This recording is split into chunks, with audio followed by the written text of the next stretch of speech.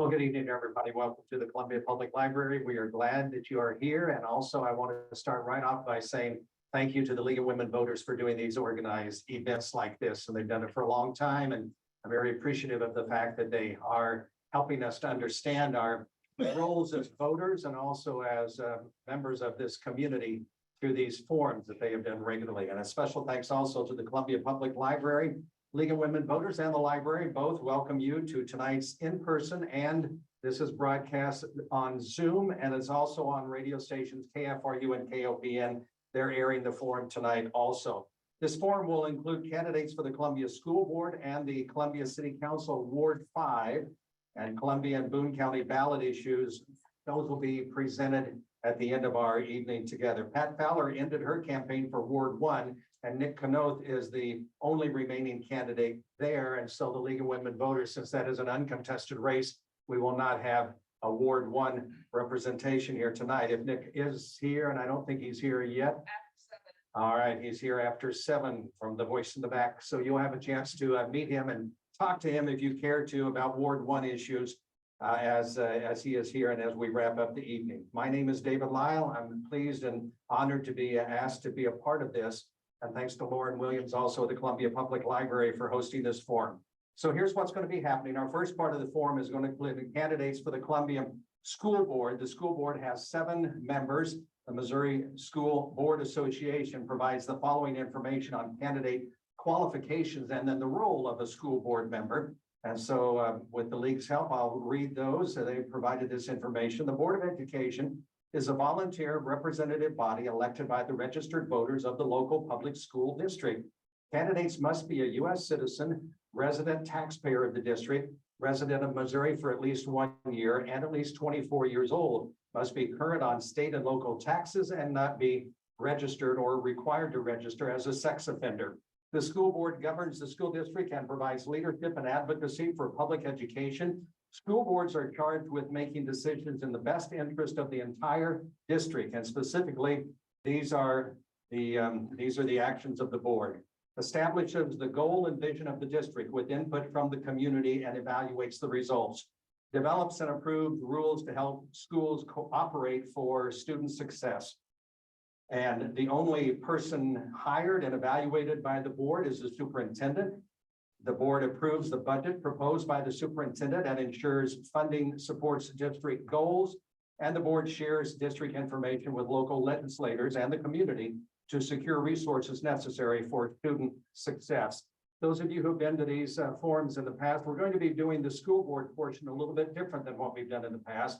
With 7 candidates, it gets kind of bulky to have 7 candidates at the front asking a question and going through the whole list. So we're trying something new, and I like the idea a lot. We're going to have each candidate up here by himself or herself, and we will ask questions that have been prepared ahead of time with the League of Women Voters, and they provided those questions to the candidates. And so they have had a chance to look at the questions. And then after they answer the questions that are provided by the league, in which they've already seen, each candidate is going to be asked a unique question from a public high school student. And we'll get to those in a moment. They do not know what those questions are going to be.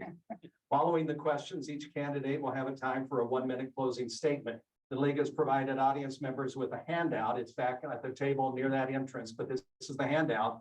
And the handout shows you the order of, I'm not quite sure it's going to be exact order of what we have here, but it does give you the questions that the candidates are aware of and will be answering. Let's see, they'll have a 2-minute opening statement. They'll have a 1.5 minutes for each question that is asked, and we'll go from there. So the 7 candidates for the 3 seats on the school board all are Paul Harper, John Potter, Chris Horn, James Gordon, John Lyman, April Farrell, and Chuck Basie. Voters can vote for 3 of the candidates. We ask you to listen respectfully to all of the candidates. Again, we'll not have an opportunity during this particular forum to ask questions from the audience of the school board candidates. So keep that in mind. The league has timers and we'll hold a stop sign when the time is up on a statement or answers or an opening statement. So we welcome Paul Harper up first. He's the first one here. Welcome. And I'm not sure whether your microphone's been unmuted. I hope that it has. Hello. Is it on? Maybe I'll need to do that. Try it again. Hello? Is it on? There we go. Okay. Right up close to work best for those kinds of microphones. So we'll start with the first question. Well, first of all, we'll start with your opening 2-minute comments that you'd like to make as a starting statement tonight. Okay, I just want to introduce myself. My name is Paul Harper. I'm the father of 2 daughters. My oldest graduated from Rockbridge in 2020. My youngest graduated from Rockbridge, will graduate from Rockbridge this year in 2023. I've devoted most of my life to public service, first as a special ed teacher, and then as an attorney for the state of Missouri. Part of my work for the state of Missouri for 7.5 years, I was the general counsel for State Auditor Nicole Galloway, and I helped conduct audits and investigations of numerous political subdivisions, including school districts. I believe in the Columbia Public Schools. I sent my children to CPS. I student taught in CPS, and I made my permanent home in Columbia, mostly because of CPS. I believe that we have some hard times ahead, though. We have a teacher shortage nationwide. We have a growing discontent with government, but I believe my experience can help weather that storm. I understand public financing. I have professional experience in ensuring accountability for political subdivision. I want to use my professional experience to help the Columbia Public School. I believe that I'm the right person for the board at this time. Thank you. All right, thank you. There are 4 questions that were provided ahead of time from the League of Women Voters, and so we'll go through them in the same order for each of the candidates. And this is question number 1. Public schools are required to accept all students with whatever challenges they bring. What are your expectations for making Columbia Public Schools successful for all? Well, unfortunately, recent reports have shown that we aren't doing the best for all students. And that's not acceptable. As a public school, we should be preparing every student for education for life. The recent special ed report outlines some of what I would expect.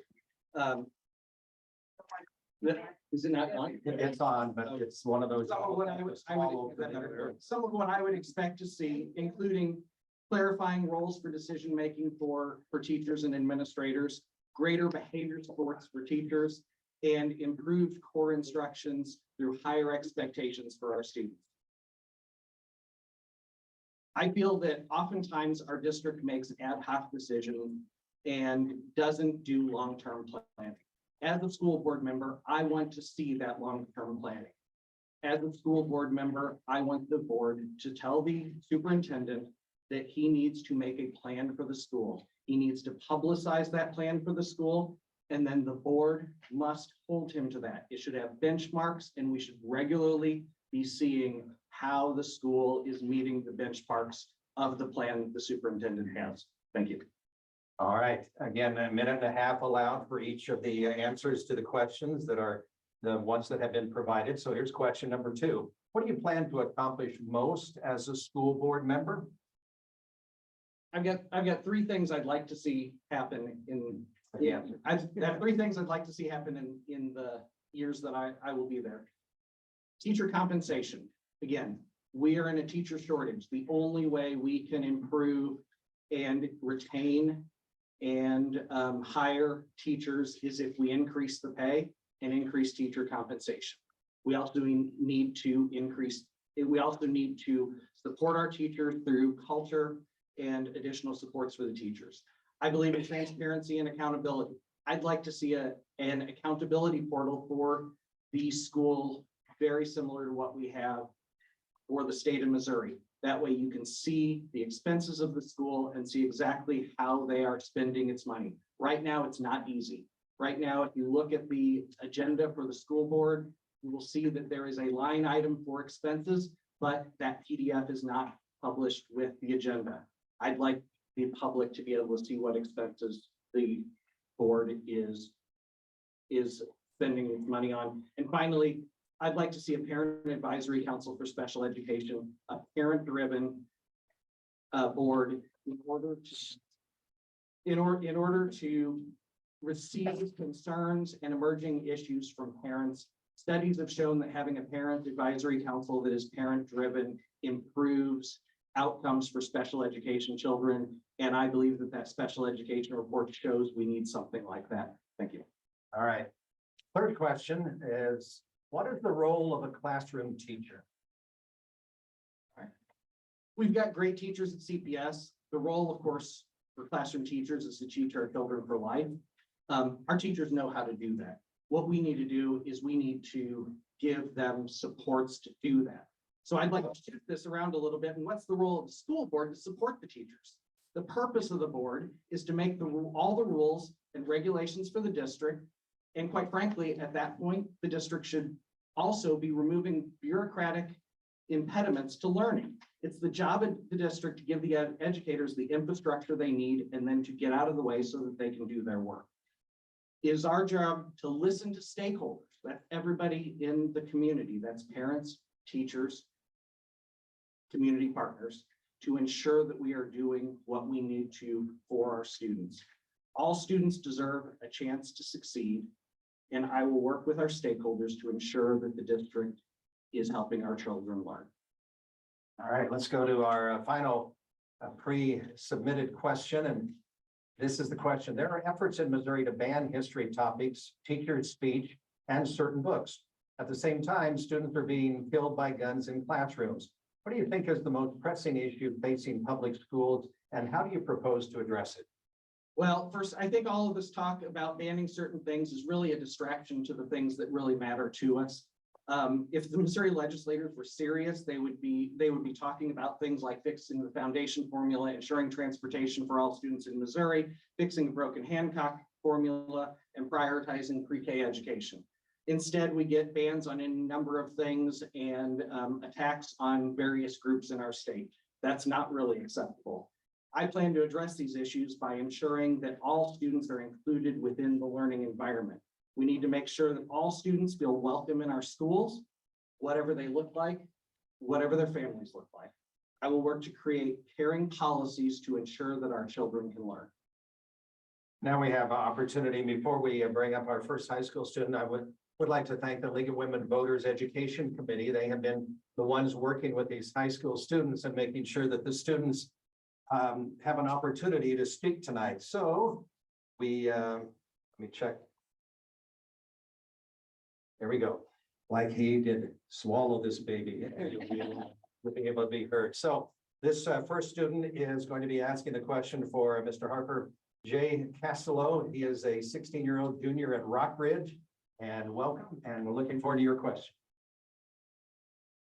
As state laws restrict students' identity in the classroom are growing, how can Columbia Public Schools support and protect trans students in the classroom and at school?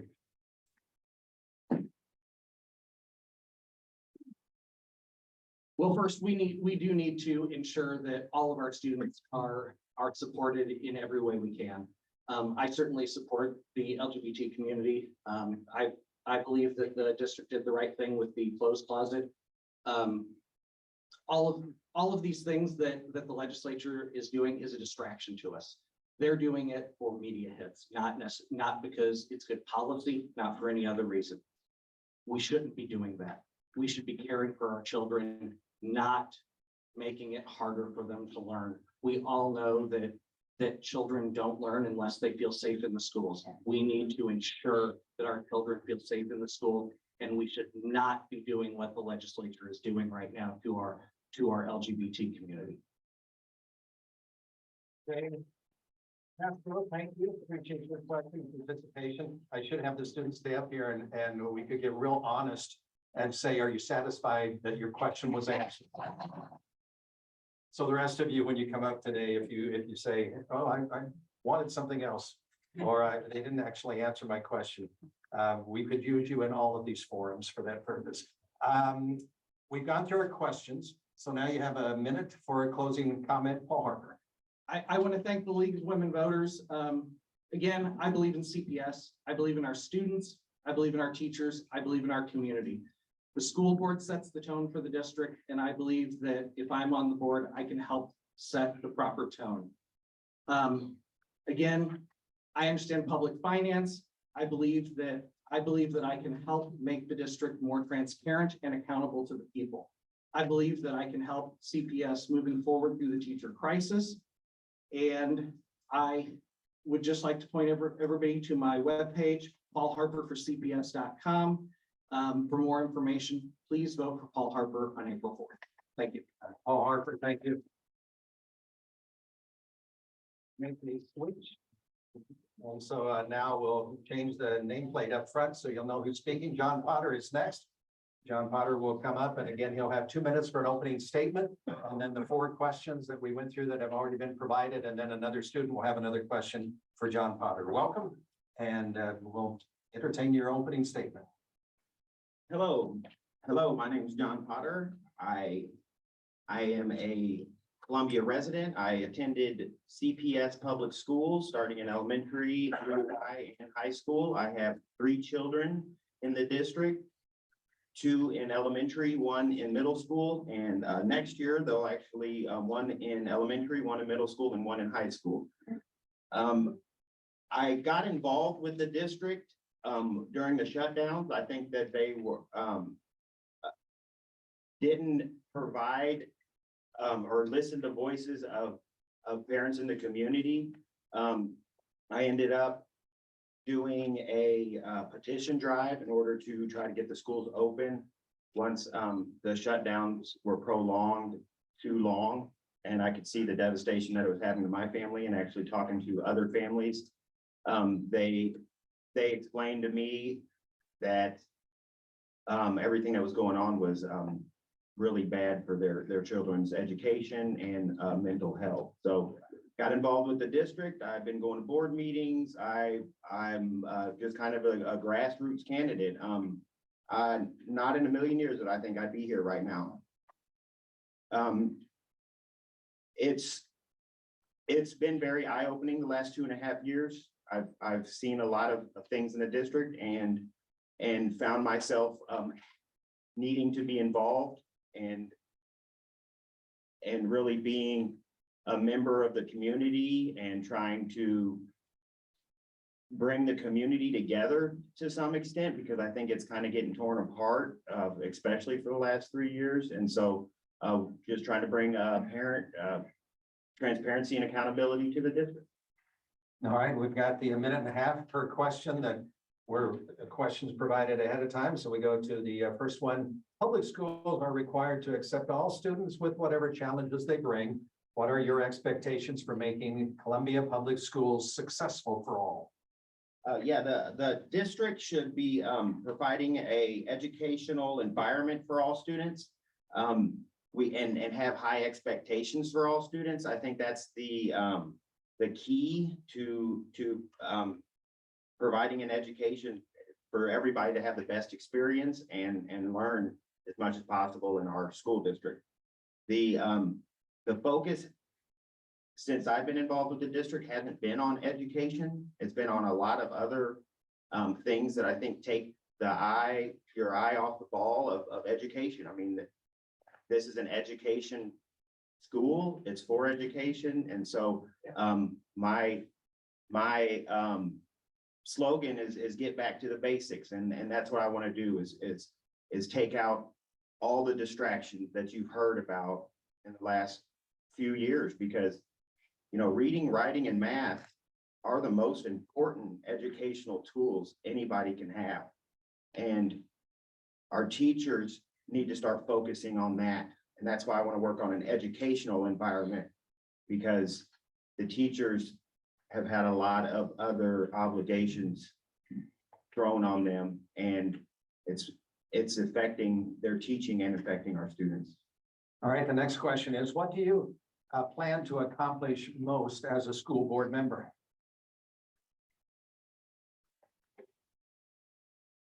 I think it goes back to making education the main focus of the district. It's education.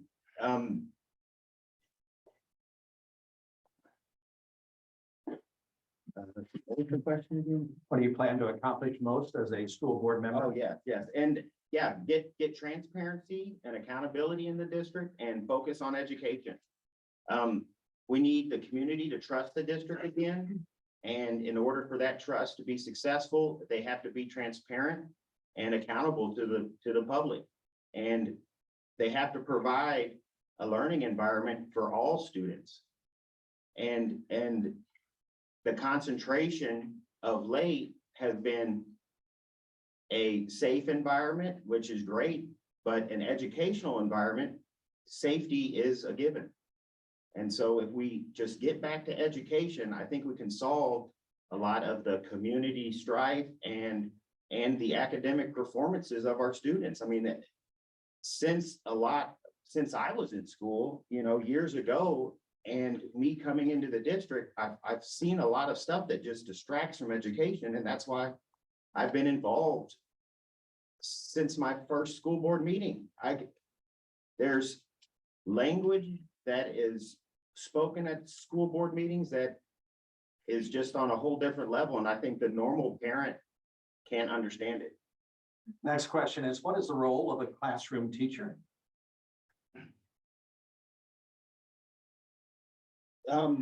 The main role is to prepare lessons, deliver curriculum and instruction, assess students' work, and provide feedback and coaching.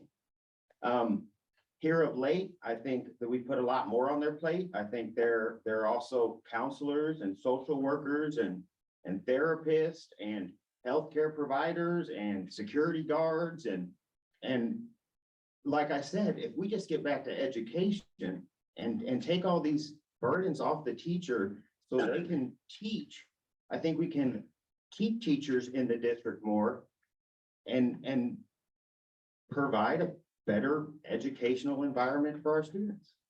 Final question from the league tonight. There are efforts in Missouri to ban history topics, the teacher's speech, and also certain books.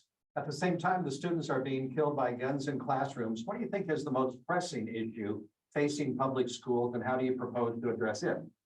Most pressing issues are teacher shortages, student academic performances, and student behavior. I will support policies that institute behavioral policies that maintain an educational environment. Support policies that get SRG out of our district because it doesn't hold children accountable for behavior issues, which we know is one of the main reasons for people not wanting to be teachers or teachers resigning. So to keep teachers employed at CPS, we need to work on the behavioral issues with students in the classroom. And that's why I want to take the focus back to education, because there's actually been policies changed in the past that make a safe environment for the students, but it's not necessarily an educational environment. So we need to, the kids that are disrupting and having behavior issues, we need to provide them with an educational environment, but also the students that are in class to learn need to be provided with an educational environment. So that's the main focus. Get things out of the district that hurt an educational environment. SRG is one of those because it doesn't hold kids accountable for behavior issues and attendance, and it artificially closes the achievement gaps. Would you tell what SRG stands for? Standard reference grading. Let's get to our question from one of the students. Now, the student who came up with this question is a 16-year-old junior at Douglas High School, Gabrielle Caballas, and she has asked that one of her other students, a friend, comes and asks the question. We'll see Dakota in just a little while, but right now this is Dakota Francis. Come on up here, and your question, if you would, please, for John Potter.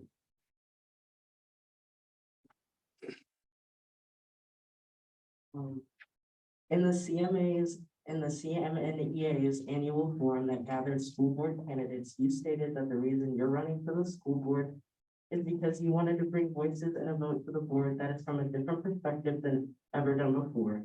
What did you mean by this statement? Whose voices do you think have been missing or underrepresented? Great question. Parents that I have in my transparency and accountability group and myself have expressed how it's, I guess if it's the conservative ideology or the there's a ideology that's supported by the district and the teachers union, and it's social justice stuff.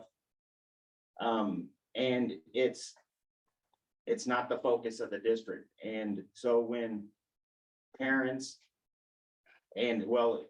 start complaining about those types of things, they're just not being heard at all. Their emails are being tabled, or we've actually had people kicked out of the school board meeting. But it's mostly voices that, wanted to open up the schools, and instead of taking common sense steps, the district listened to the teachers union over the parents and kept the schools closed. Even though there was a lot of people saying that there would be a mental health crisis if we keep doing this, even though there was a lot of people saying that the teachers, if the students aren't in school, they're not learning. And I was told multiple times that there's no data to back that up. And now we have the data and nobody wants to talk about it. False. Thank you, Dakota. And since the candidate said that was a really good question, Gabrielle Caballas, you want to wave and say that was your question? Thank you for asking that question. Time for a 1-minute closing statement, John Potter. Yes. The reason I'm running for school board is because there's a void of transparency and accountability, and there's a void of education in our district. I started a Facebook group page for accountability and transparency. I think it's been a valuable tool to the community. And I want to bring the education back to education. And in order to do that, we need to change what's going on in the district. If we keep doing what the district's been doing, voting the same people that are handpicked by national organizations or organizations here, we keep doing the same thing, we're gonna get the same results. So I would really appreciate it if we try to change the game up a little bit. I mean, I just want to educate the kids. Thanks. John Potter, thank you. Candidate that we'll have come to the front table for the Inquisition is Chris Horn. Just kidding. Okay, I'm ready for it. I know you are. Chris Horn, welcome. We appreciate you being here, and we'd like to hear your opening statement. We've got 2 minutes.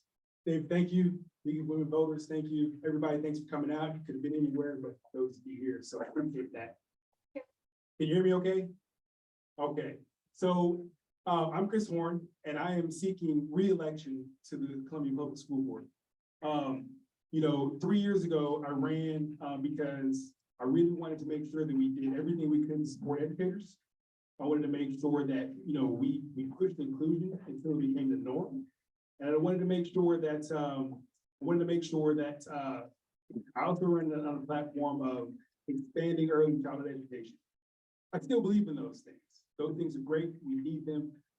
And I have, in these last 3 years, I've learned the importance of the role of the school board governance. There's a lot of things that I talked about that I would do 3 years ago.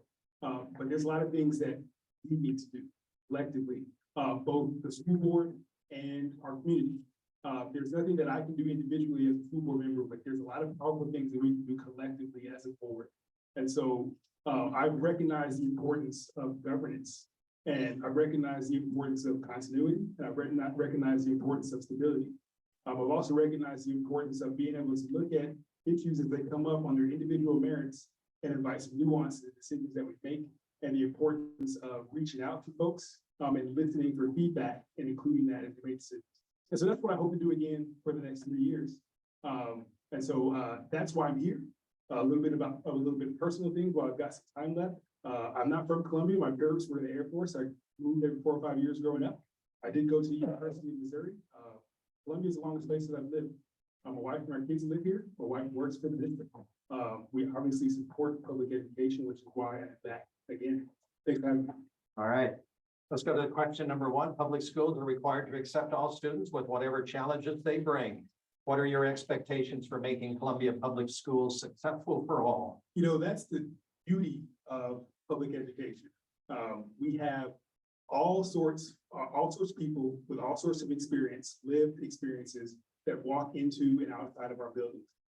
And we welcome everybody, and we are charged with educating everybody with everything they bring with them. And so we have to make sure that we're creating environments come as they are.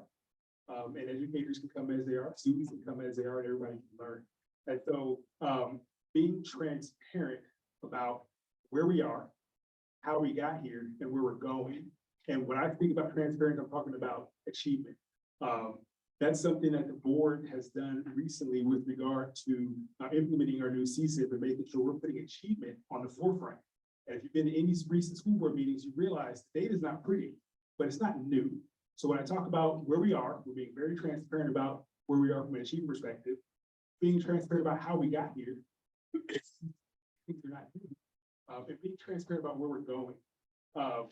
We also need to have expectations, high expectations for all of our kids, regardless of. And we also need to have expectations that support our educators to make sure that they can be accountable for the success that they have in their classroom. Next question is, what do you plan to accomplish most as a school board member? I mentioned it in my opening statement, and I believe in it, governance. It's probably not the thing that people want to hear about, but that's what we need. We need to make sure that as school board members and as a board, we operate as a unit. We must have unity, but we don't have to have uniformity. We're gonna have 7 different individuals with 7 different experiences. We want to bring our whole selves, but we need to act as a unit. And we need to make sure we're putting the interests of the district above the interests of ourselves. Let's see. We talk a lot about the achievement gap. We need to talk about the gaps and opportunities before we get to an achievement gap. The achievement gap is a lagging indicator. And so as a governing board, we need to make sure that we are supporting our administrators, supporting our educators in a proactive manner to make sure that we can best understand what's coming, as opposed to reacting to it when it gets here. And lastly, ultimately, what I really want to do, and what I really hope for the colleagues on the board, is to eliminate this false narrative that certain schools in Columbia Public Schools are better than the others. We have got to work towards that because we have high quality, fantastic educators in every single one of our buildings. And we have high achieving students in every single one of our buildings. And we have to make sure that every community member in Columbia knows that. What is the role of a classroom teacher? Man, usually we get to take a break. Sorry about that. You can leave after you're done. The role of a teacher is to change the world. I mean, it sounds cheesy, but it's true. I mean, these teachers impact students' lives every single day. Specifically, how do they do that? They are charged with creating critical thinkers. Okay, we've already heard the question, and it's going to come up here later about restrictions being placed on school districts. At the end of the day, what we want to do is make sure that our kids are equipped to go out to the world and critically think about everything that they encounter. And that's what teachers do. Teachers also hold themselves accountable for the success in the classroom. And they also help their students to do the same thing. I mentioned earlier, you know, it's important that students or teachers have high expectations for all of our kids. And that is something that they're accountable for doing. And lastly, what they do is they build relationships. They build relationships with students, they build relationships with parents, and they're bridge builders. And so all those to the end is making sure that kids are, you know, able to become the critical thinkers that we all want them to be. I'll move in slow motion up here for the next one. There are efforts in Missouri to ban history topics, teacher speech, and certain books. At the same time, students are being killed by guns in classrooms. What do you think is the most pressing issue facing public schools, and how do you propose to address it? The most pressing issue is something I mentioned earlier, in that from a school board perspective, we get really distracted by things that are tangent to education. We're concerned about everything that happens in the school district, everything. but we're responsible for limited things. And the more that we spend time facing down and focusing on things that we're concerned about, rather than things that we're responsible for, it opens up the door for these distractions. And so really, at the end of the day, our responsibility, again, is to create critical thinkers. Our responsibility is to make sure that we are ensuring top quality, high education for all of our students. And the more as a board, we can focus on the governance of that. By governance, I mean supporting, hiring, and being there for our administrator or one administrator that we do, but making sure that we are holding that administrator accountable for the achievement in this district. And also making sure that our policies are strong, making sure that we're financially solid, and making sure, particularly in our culture, it's growing, that we have plans for our buildings, our long-range facilities. The better we do those things, the better that we can give more autonomy to our teachers in our classroom so that they can accomplish their mission of creating critical thinkers. And the better they do that, the better we focus on education and we don't get distracted by things that are tangents. Avery Johnson, do you want to come on up? This is going to be interesting because again, the candidates have known what the first four questions are, but they don't know the student question. And based on what the candidate said to answer one of the earlier questions, I'm going to be interested in how he answers your question, Avery. This is Avery. I know the questions. This is Avery Johnson. She's 15, a sophomore at Hickman High School. So how do you plan to fairly distribute funding between the schools and deal with the current inequity? That's a great question. And so I really appreciate this question because as somebody who has served on the finance committee for the past couple of years, one of the things that we don't do very well is communicate everything that goes into distributing those funds. And there's a lot of reasons for it. I don't know the amount of excuses, but to answer your question, I think the district does a really good job of trying to distribute funds equitably. And education has expanded its scope. We do a lot more in our buildings than educate. We obviously feed kids. We make sure we respond to our free and reduced lunch population. We have a lot of expenses with regard to special education. We have a lot of behaviors that are happening. I'm listing all of these things because while we've expanded our scope, we've done so with the same pot of money. So I think it's incredibly important that when we receive our requests from our buildings, we're looking at those through an equitable lens and making sure that the resources that we have are going to the places where they're most needed. Do we always get it right? No. Are we working to get better? Absolutely. As an example, one of the things that we've done recently is we've signed an MOU with Borough for additional mental health services at Battle High School. Okay, that's just one example, and we can list other ones as well. But my point is, we are responsive, and we're trying to do so from an equitable lens. And there's always opportunities for improvement. Avery Johnson, thank you for your question. All right, it's time for the closing 60-second comments and closing statement from Chris Horn. Thank you again, League of Women Voters, for being here, or for having us. Thank you to the library as well. And thank you everybody again for being here. You guys that are sitting here and the folks that are listening, the folks that are going to vote in for you guys have an important decision to make. As we go forward, at best, we're going to have a school board comprised of 7 members that are going to be 5 of which are going to be in their first year, in their first term, 2 of which are going to be brand new. Oh, that math is not right. Excuse me. 4 of which are going to be in their first term, and two of which are going to be new, and the other 2 are going to be in their second term. The first time was right. My point is this: stability is important. Consistency is important. It took me 2 years minimum to learn what it was and what it is to serve as a school board member, and I still have a lot left to learn. And that learning was accelerated by COVID, to be quite honest with you.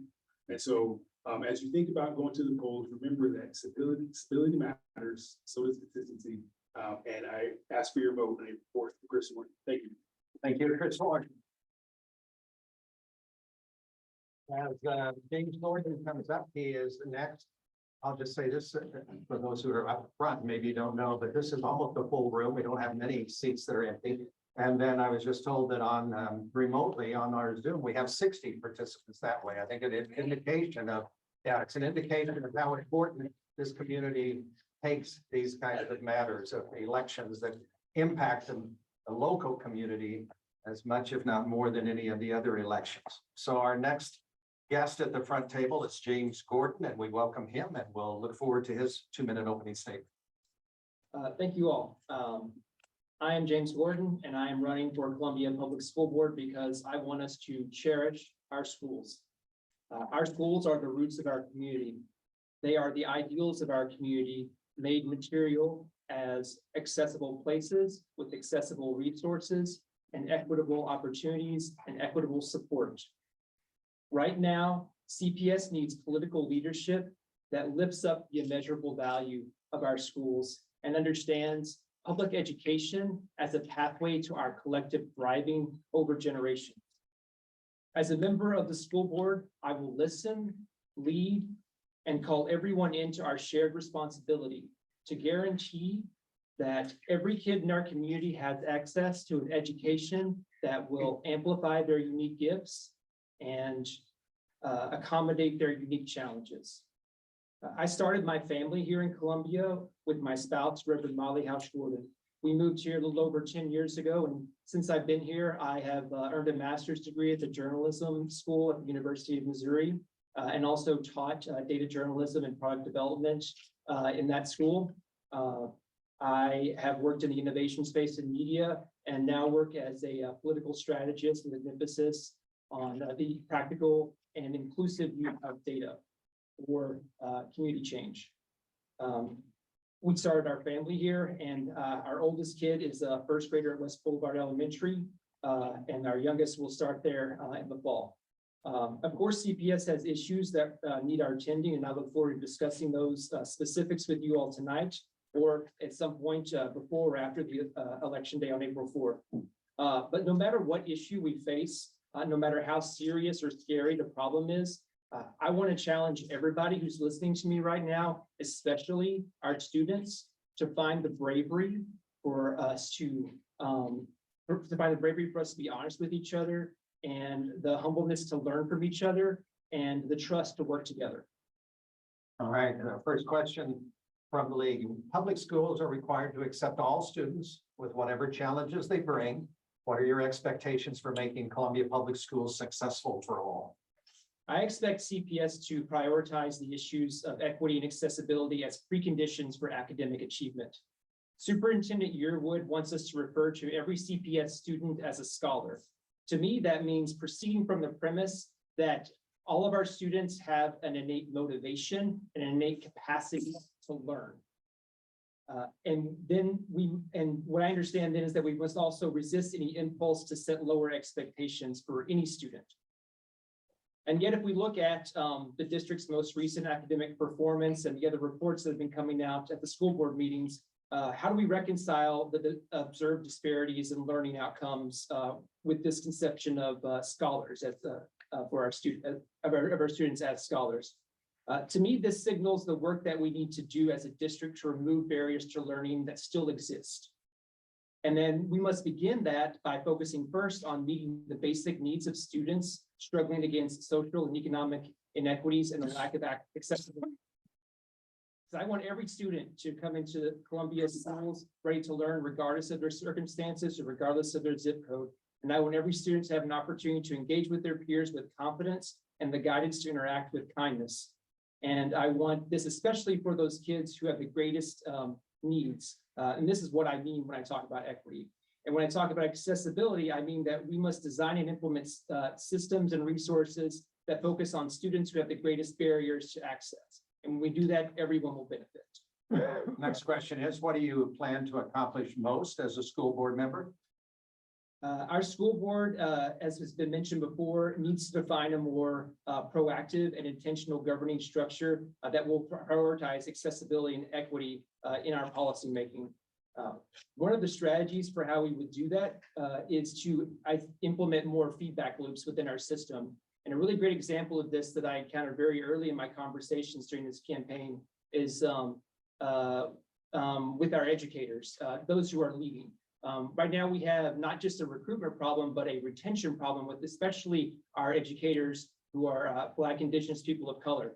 And one thing we're not even doing is giving exit interviews with these educators. And that is just a real disappointment to hear, because that's standard practice in most professional spaces now.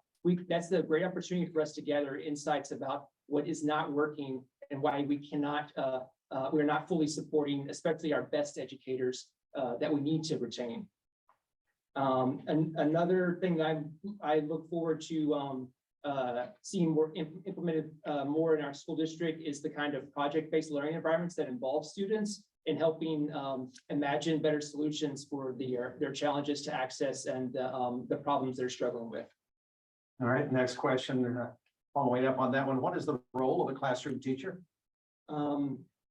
After students, I believe that teachers are the most important people in our school system. As we noted in the recent special education audit, there's just simply no substitute for instruction from an experienced and content-strong educator who has the support to follow their vocational impulse to teach, and also has the latitude to adapt their methods to meet the needs of the students where they are. And that is what I most want to do, is reinforce that relationship between the students and the teachers, because that is the linchpin of our district success. Final question from the league for the candidate. There are efforts in Missouri to ban history topics in teacher speech and certain books. At the same time, students are being killed by guns in classrooms. What do you think is the most pressing issue facing public schools, and how do you propose to address it? I think these issues both have the same common root in toxic elements within our culture that are focused on or willing to place death on some of us for the sake of concentration of wealth. And what it's been going on in Jeff City for far too long, and what we need to be willing to defy a little bit more is really not just an anti-public education agenda, which has been well funded by economic elites, but even an anti-literacy agenda that says that there are particular books telling particular stories that students should be denied access to. And we know why they're doing that. They understand that knowledge is self-determination, and that that knowledge will be the key to their undoing eventually, and their loss of power. And so we're not going to stand for that, period.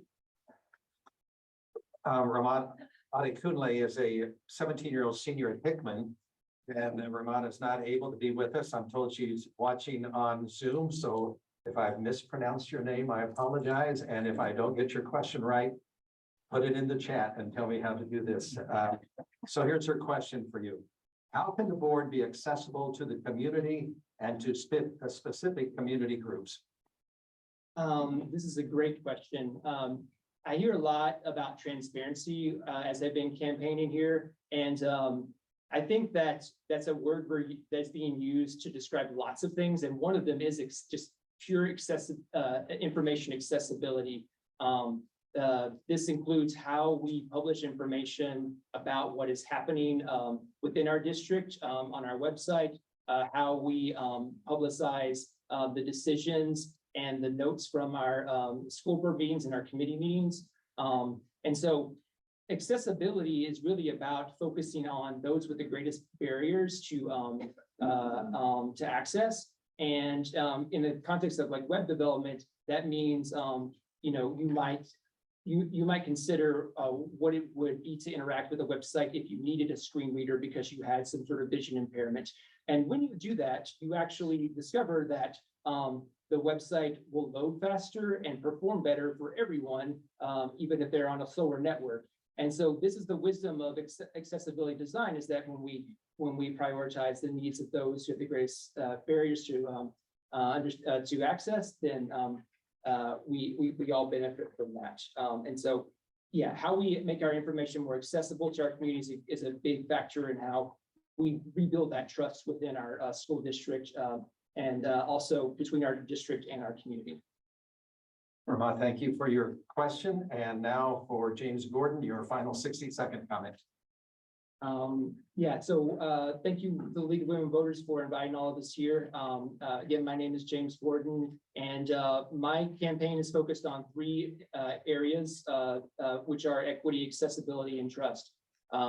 When we talk about equity, we're not just talking about these DEI trainings, which are important, but we are talking about how we identify and remediate those systemic biases within all of our social, economic, and political systems. That's something that isn't just the work of our school district, but of our broader community, and which is why we need to continue to seek out ways to involve our community, including and especially the most important stakeholders, which are our students. They have the most insights to share about what is and is not working, and the greatest capacity to imagine better possibilities. Thank you. Thank you, James Gordon. John Lyman will be next. We'll welcome John Lyman up for the questions again. These are questions that were provided ahead of time to the candidates. And we are at candidate number 5 of the 7. So John Lyman, welcome. And we'd like to hear your opening 2-minute statement. Like looking down this big long aisle here. So, well, thank you, David. Thank you to the League of Women Voters. Thank you for everybody for watching and listening. Thank you to the public library. This is the second time I've been in the library in like the last week or two, getting my daughter a passport, which is kind of weird because we're sending her to Belize, but that's cool. I'm a 1998 Rockbridge High School graduate. I went to first grade at Grant Elementary, which is my math is right, is that way. Went to Russell, went to West Junior, went to Rockbridge. After that, I went to the University of Missouri, where I got a degree in geography with a minor in history. And everybody at my job will tell me that if I don't say that I was Truman the Tiger when I was at Mizzou, they're gonna think that. My wife is Molly. She's a 18-year teaching veteran in the district. She's taught all over town, I feel like. She's been coaching the cheerleading squad at Hickman for 20 years. Together, we have a high schooler at Hickman, a middle schooler at Smithton, and an elementary schooler at Paxton Keeley, where my wife is a 4th grade teacher. The school board's something that's been on my mind for a while. Finally decided to throw my hat in the ring and see what happened. As a school board member, I really want to build a strong, forward-thinking, equitable district that celebrates the fantastic diversity that our world and our city has. I want to make sure that we're building a transparent district office. I think that's something that everyone is going to say tonight. And I want to make sure that we're continuing to support our teachers, our staff, and our administrators in our buildings. They are our frontline workers. They are the ones with our students every day. They are the ones who need as much support as we can give them. And you're going to hear me say this a lot. I want to do it together. We have to do this together. All right, let's move to the questions now. Public schools required to accept all students with whatever challenges they bring. What are your expectations for making Columbia Public Schools accessible and successful, I should say, for all? So we've had these questions for a while, and this is the one that I have had in my car with me and gone back and forth with a lot because I don't know that I like the word expectation. I would replace that with demand. I think we should be demanding that our schools are equitable to everyone, regardless of the zip code that they're from, regardless of their home life, their color of their skin, their socioeconomic status, anything that we can potentially label them. They're a student. We need to be making sure that all of them are receiving the same educational opportunities, the same experience as everyone else. That is crucial to making sure that they are ready for whatever the world gives them once they graduate. Next question is, what do you plan to accomplish most as a school board member? So the last decade or so or more, the world, the country has become pretty divisive. The COVID pandemic absolutely exacerbated that. You can agree with someone on 99 things, but then there's the one, and you can't vibe with them anymore on that. we've got to bring everybody back to the table. Like, this is going to be a group project to get test scores up, to get graduation rates up, to get the reading and the writing and the math and the science and all of that up. We've got to work together. No one knows the right way to do this. We've all got a really good idea. We've all got the best intentions, I think. But we've got to work together to get there. We've got to work, our schools have got to work together. Our community members have got to work together. Our teachers, our staff, our administrators. I love that our students are here asking questions. I love you, David, but I would listen to them ask questions all day. Those are great questions. But, you know, we've got to, everybody's got to have a seat at the table. Everybody has to have, if our students are getting equitable educations, our parents need equitable voices when it comes to what happens in our public school system. Next question is, what is the role of a classroom teacher? So like I said, my wife has been teaching for a long time, and the number one rule in her classroom every year is to keep her students safe. That's her number one job, is to keep her students safe. The only way they can learn is if they are in a safe learning environment. That's paramount. Their job then, our teachers' jobs then are to prepare our students for life, prepare all our students for life. That was the 4 or 5 words. If I had to boil down what the school board's job was, that's what it is, what the school district's job is. It's to prepare all our students for life. And again, our teachers are our frontline workers that are doing that. We trust them greatly. I drop my child off every morning at Smithton, and he walks in the door, and I'm trusting that everything that happens in that school is safe, and that the teacher that he's going to be interacting with and the students he's going to be interacting with are going to lead to his, you know, success. That's what we want. Our schools are there to keep our kids safe, to keep our kids in good learning environments, and make sure they are ready for whatever their experiences are after graduation. And final question from the league for this candidate. There are efforts in Missouri to ban history topics and teacher speech and certain books.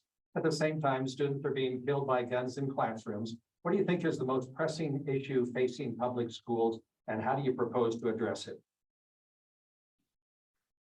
Safety is the easy answer, making sure that our students are safe, making sure that our teachers, the staff, and our administrators are safe. Can't have a learning environment if the people there are afraid of anything. And it's not just the physical violence, it's bullying, it's all of the other things that come into play. I mean, middle school's rough, elementary school's rough, high school's rough for a lot of kids. We've got to make sure that they want to be in school and they feel safe being there. Like I said, I have a minor in history. History is something that greatly interests me. History is something that we cannot censor. Things happen that we're not going to be proud of. We have to learn those things in school. We have to learn those things so that we know to not do those again. The 1619 Project is a fantastic read. If you don't have the time to read it, because it's a giant book, watch the Hulu documentary. It's fantastic. It is the new Howard Zinn's People's History of the United States that came out in 1980. Everybody hated that book because it told history from a perspective that we didn't know. We didn't never heard of. It doesn't mean it wasn't true. It happened. So we have to have those things in our schools. Our students need to learn the other perspectives on history so that they understand and have a greater grasp on what happened and how we can move forward. Our student question is again from Ramat Adekunle, the 17-year-old senior from Hickman, who asked this question: given all the issues that arise, how can the board stay focused on student achievement? Chris kind of brought it up. There's a lot of other things. I jokingly call it kind of knucklehead stuff because it's stuff that does not, that takes away time from the school board and from our teachers and our staff and our administrators from doing their jobs. And that's preparing our students for life. It is a very, very difficult task. Things going on in Jeff City certainly aren't helping. But that's again why I think we need to work together. These ideas that are being presented aren't necessarily wrong. But they are things that if people have questions about, let's sit down and talk about them. We might be right, we might be wrong, but we've got to, again, work together. But it's the weird little one-off things. Hey, we're trying to get test scores up. We're trying to get attendance up. We're trying to do all of these things to prepare our students for life. And then things get derailed by this thing that has nothing to do with education. It has nothing to do with preparing our students for life. Those things are important. I don't want to belittle those. We need to have those conversations and talk about those things. But we've got to remember what we're here for.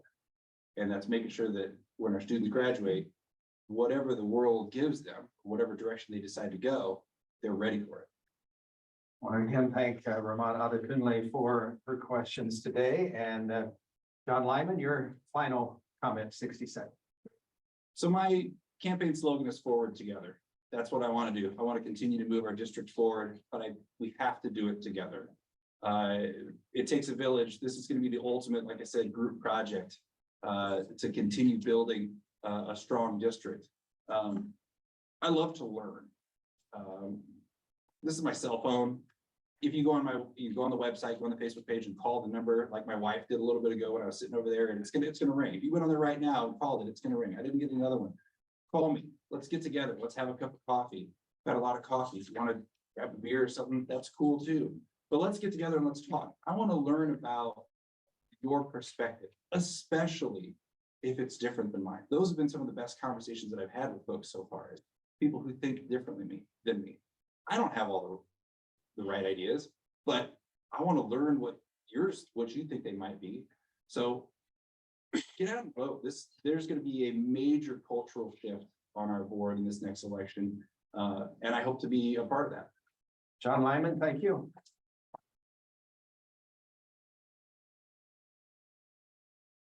Our next candidate will come up, and we'll welcome to the front April Corral, who is running for the school board. Again, remember that you'll vote for 3 of the 7 candidates on April the 4th. So this is 3 of the group that will be elected to serve on the school board. April Corral, welcome, and your opening statement, please. I should be easy to find on the ballot. I will be the only woman. That should help narrow it down.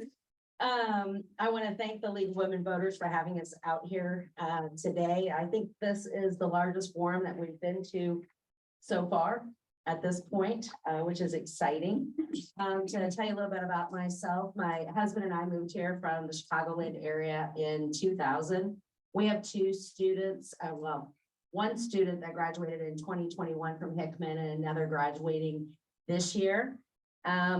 They have attended their entire lives at Columbia Public Schools and were very active in athletics, activities, and clubs at the district. My husband is supposed to be here someplace tonight, but he is generally deployed to Washington, DC, where he's been staying since 2015, but we decided to stay here and keep our kids in Columbia Public Schools because of the wonderful experiences that they were having. I recently left my job with the city to run for this position. As a city employee, you're not able to run for public office. So that was a choice that I needed to make because I am committed to Columbia Public Schools. I've owned my own property management company and have some background in data analysis and degrees from Southern Illinois University in Carbondale. But for the last 15 years, I've really been heavily involved in our public schools through executive positions and leadership positions at Ridgeway, West Middle School, and Hickman High School. Anywhere from working with students in the classroom to major fundraising efforts. Beyond my work in the classrooms, I've been attending board meetings for probably a decade. In the last couple of years, I've been meeting with board members and district administration and getting a better understanding of board operations, which will hopefully help with that learning curve that Chris was talking about. I've been considering this for the past 5 to 10 years. And I've just found that I have a true passion for our students' achievements, and I hope you'll agree. Let's go to the questions then that were again submitted to the candidates by the League of Women Voters ahead of this forum. Public schools are required to accept all students with whatever challenges they bring. What are your expectations for making Columbia Public Schools successful for all? Well, I think we learned a lot from the special education audit that recently came out, and they had several suggestions of things that we could tackle as a district. Of course, you don't want to be ambitious and tackle everything at once, or you will not do anything stellarly. We also just got the annual progress reports today, and we see that some of our schools are doing much better than other schools. So I think that the board needs to make sure that their role is oversight. And so they work with the superintendent to help create goals and guidelines for achievement. And the board needs to be working with them for those goals and then reviewing those progresses on a regular basis. I expect that our district will be providing an excellent education for all of our students, again, regardless of their zip code or which school they're attending. Our special education students and other special needs students, I expect IEPs and 504s to be written with their specific needs in mind, and those documents to be adhered to per federal law. I expect there to be a working environment that's free of a fear of retaliation, so that all employees can come together and provide a collaborative approach to meeting all the goals that the district sets forth. And I expect that we value that collaborative approach, and I want us to be more transparent in the community as the public has asked for. Next question is, what do you plan to accomplish most as a school board member? Well, again, we've talked about it earlier tonight, and I think one of my most immediate goals is transparency and accessibility. I believe that all of our public meetings of the school board should be available live streamed and via recordings. And of course, they're always open to the public. Unfortunately, sometimes people can't attend because they have to go to work, but having a recording will allow them to at least play it back later if they have a way to access that. The board again provides oversight, but the board has some things within its control, and so should be able to control their meetings being public, should be able to control contracts that they sign, information that they're determining, putting documents available out there so that they're easily accessible, easily searchable for the public to be able to find. And I believe that when more information is available, that there is more data for people to be able to work in a collaborative approach to help improve that student achievement, to improve the working and learning environments of all our students and teachers in our buildings. Next question is, what is the role of a classroom teacher? Rapid fire.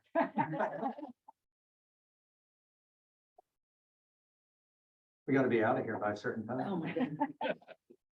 No pressure. The number one role of a classroom teacher is obviously to teach.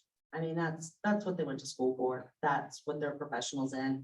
And that includes, they need to have time to do their lesson plannings. They need to do the instruction. They need to grade. They need to provide feedback to the students. They need to help them set goals. They need to reteach. Unfortunately, our teachers are also charged with classroom management, behavior management. They're charged with dealing with mental health issues, trauma. They're charged with helping maybe troubleshoot food insecurity, transportation delays, general safety concerns, and they've become a jack of all trades, maybe even how to fix the blinds in their classroom. So we need to, the board needs to support the administration in helping them take more work off the teachers' plates. That is not the most important piece that they're doing, which is teaching our students. When the teachers are given the resources and the time to do the job that they were hired to do, they can inspire our students. They can foster in them a lifelong love of learning. Our last question from the league is, again, this one: there are efforts in Missouri to ban history topics, teacher speech, and certain books. At the same time, students are being killed by guns in classrooms. What do you think is the most pressing issue facing public schools, and how do you propose to address it? I do think the most pressing issue facing our public schools is what does feel like an attack on public education many times. There are a host of poorly written or worded bills currently being considered at the state. And I think when you don't have experience in the classroom, sometimes you can't see how you've written a bill maybe with great intention, but you don't understand what the ramification is going to be once it is implemented. And so I think as a board, beyond setting our legislative priorities, we need to be having open conversations and dialogues with people that are sponsoring the bills so that we can gather a better understanding of what their proposal is, why is the proposal, and how to work together for the best interest of all our students. Let's go to the question from the student, Jackie. This is Jackie Ozanich. She is an 18-year-old senior at Battle High School who gets the opportunity to ask this candidate a question. Hi, what steps do you believe the district should take to improve student and staff mental health? Could you repeat that? Yeah, right up there. Okay, sorry. What steps do you believe the district should take to improve student and staff mental health? Well, one thing I recently learned is there are some benefits available to the staff for mental health, but it may not quite be as accessible. So we need to be providing accessible mental health benefits to our staff. And for our students, I think all of our buildings need mental health professionals in them. We have too many kids that are suffering from mental health issues, and we have some buildings that, you know, you have a counselor that maybe is part-time. You have, I think at Battle High School, there may be one mental health counselor for 1,600 students. At Hickman, we have one mental health professional for 2,100 students. That is not enough to deal with everything. So we definitely need more mental health supports in our in our schools, every one of them. Jackie Ozanich, thank you. Again, a senior at Battle High School. And this leads us to the 60-second wrap up, your closing comment, April. So I mentioned earlier, I've spent about a quarter of my life working with CPS. And I just found that I have a passion to see all students achieve. You know, they come in as 5-year-olds and they can be anything. And we need to continue to foster that. And I just can't get away from it. And this is something that I just really enjoy. I think that I've spent so much time in our schools that I have a unique perspective that I can bring to the board to help with that oversight that the board provides. Because I've been around for 15 years, I've seen what happens in the classrooms frequently and over a long period of time to be able to bring that experience forward. And if you'd like to know more about my campaign, you can find me at www.april4cps.com or on Facebook, Twitter, and Instagram. And just remember to vote April in April. Oh, Corral, thank you.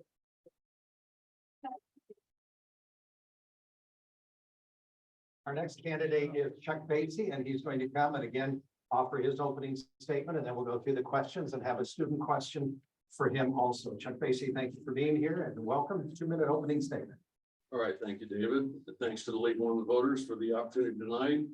My name is Chuck Batesy. I'm running for the school board, of course, and had a little trouble getting on the ballot, but that seemed to work out once the board ruled that the school district was violating state law.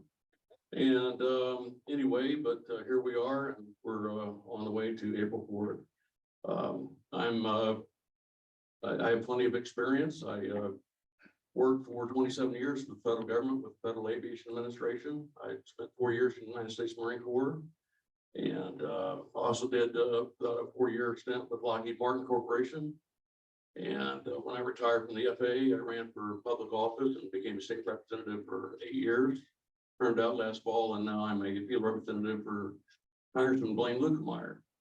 And luckily, I have his full support to run for the board. We've had a couple conversations on this, and I'm glad that he is accommodating me to attend a lot of these meetings here. So anyway, I'm looking forward to the challenge, and I realize what I'm up against, but see what happens on April 4th. Okay, thank you. Now let's go to the questions. Public schools are required to accept all students with whatever challenges they bring. What are your expectations for making Columbia Public Schools successful for all? Well, we do accept all children, all public school districts in Missouri do that. However, once they get in there, not all kids are receiving a quality education, as the test scores have repeatedly revealed since actually well before COVID. For the last 10 to 12 years, the Columbia Public School test scores have been declining, and they don't appear to be getting any better. So I think thanks to John Potter, he recovered some information that they incorporated in the Columbia School District about 11 years ago or so. I might be wrong on that, but changed the disciplinary, the way they handle discipline in the school. And I think that has a correlation to why we're seeing these terrible declining results. So we got to do much better, especially for our low income students. The scores are just absolutely abysmal, and they have really showing no signs of getting any better. Okay, second question is, what do you plan to accomplish most as a school board member? Okay, that's a great question. I think there's a void in our school district, has been for the better part of 10 years on the boards. There's a lack of accountability and transparency to the public. As I already mentioned, our academic performance is just absolutely horrible. We're not providing our students a foundation for success once they get out of life. If they graduate, great graduation rate here in Columbia. They brag about it repeatedly. I remember Dr. Steepman constantly said, "We got a great graduation rate. That's fine and dandy." But when the proficiency rates are so low in core subjects, we're doing a disservice. So we're graduating children that are not educated. So we got to do better than that. And finally, I'm going to be a voice for parents, children, taxpayers that have no voice on that board right now.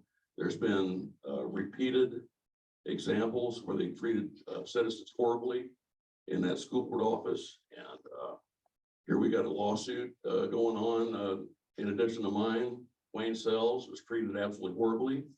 His constitutional rights were violated, and I'm rooting for him to have a big day in court here in the future. And I'm looking forward to seeing that happen.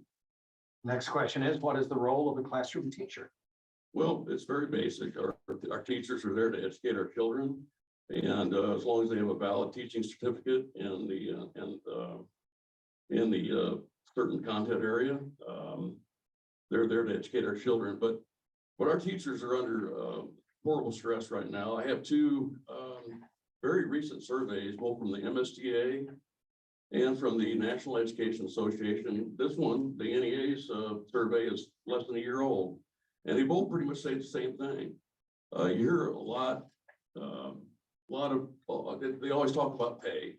People complain about teacher pay. Well, that is part of it, but both these surveys, and I will be happy to share these with anybody that wants them.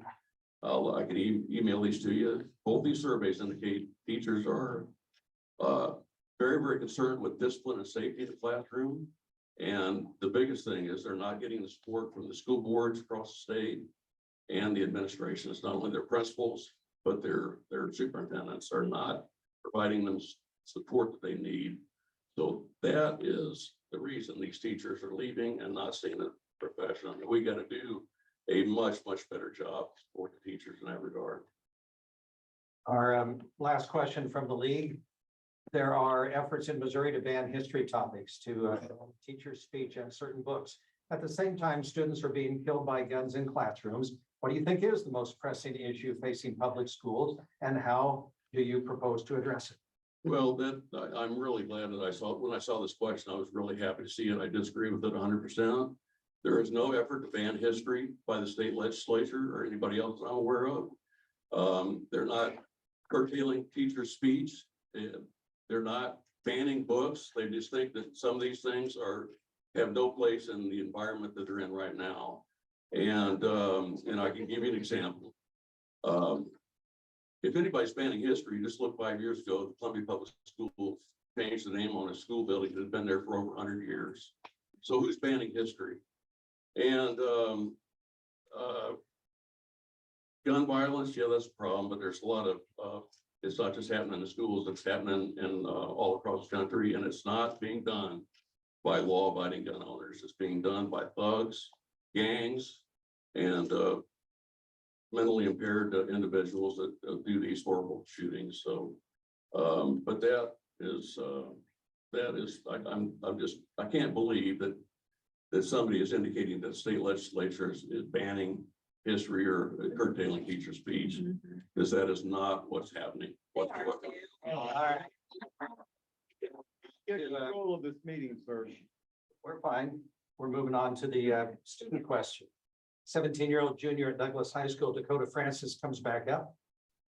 And Dakota will have our final question for our candidate.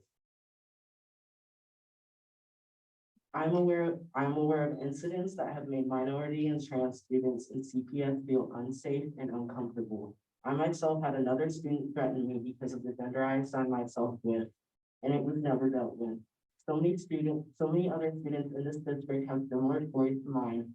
What are your plans to make trans students and students of color feel safe and welcomed in Columbia public spaces? Well, if that indeed happened, it is unfortunate that it happened to you. So that goes back to what I said, the administration, the school board, and principals in the buildings are apparently not doing their job if that in fact happened. So everybody deserves to be wanted, and everybody deserves to be able to attend public schools without being picked on or bullied. And that's always something that we should improve on. Thank you. Thanks for the question. Dakota Francis, thank you. And now a 1-minute closing statement from Chuck Basie. Well, thank you again to the league for this opportunity. It's I've always enjoyed these forums when I was in a candidate for the state legislature. And as I mentioned earlier, I am going to focus very strongly on accountability and transparency that is lacking in this district. The school district is hiding so many things from the public.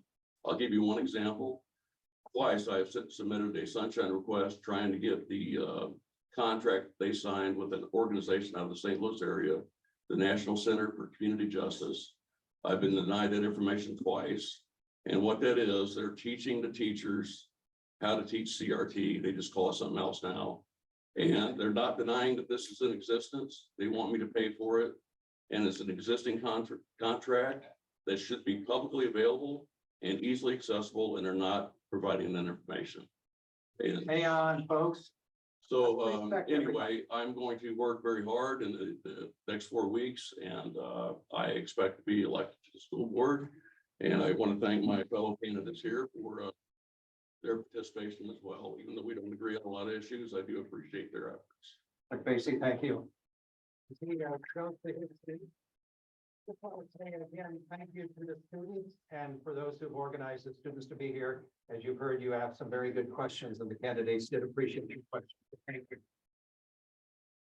I want to thank Chuck Basie, Chris Horn, John Lyman, James Gordon, John Potter, April Farrell, Paul Harper. How'd I do? I got everybody's name right. You're going to have those names on the ballot on April 4th. You'll elect 3 should you choose to use all the choices that you are allowed, and you will elect 3 to the school board for their term. Thank you again. And some of you are probably going to be transitioning out of here. I hope not everybody, because we have the 5th ward. And then we also have presentations on the 2 ballot issues that deal with taxing marijuana use. So thank you, school board members. We're going to take a 2-minute break.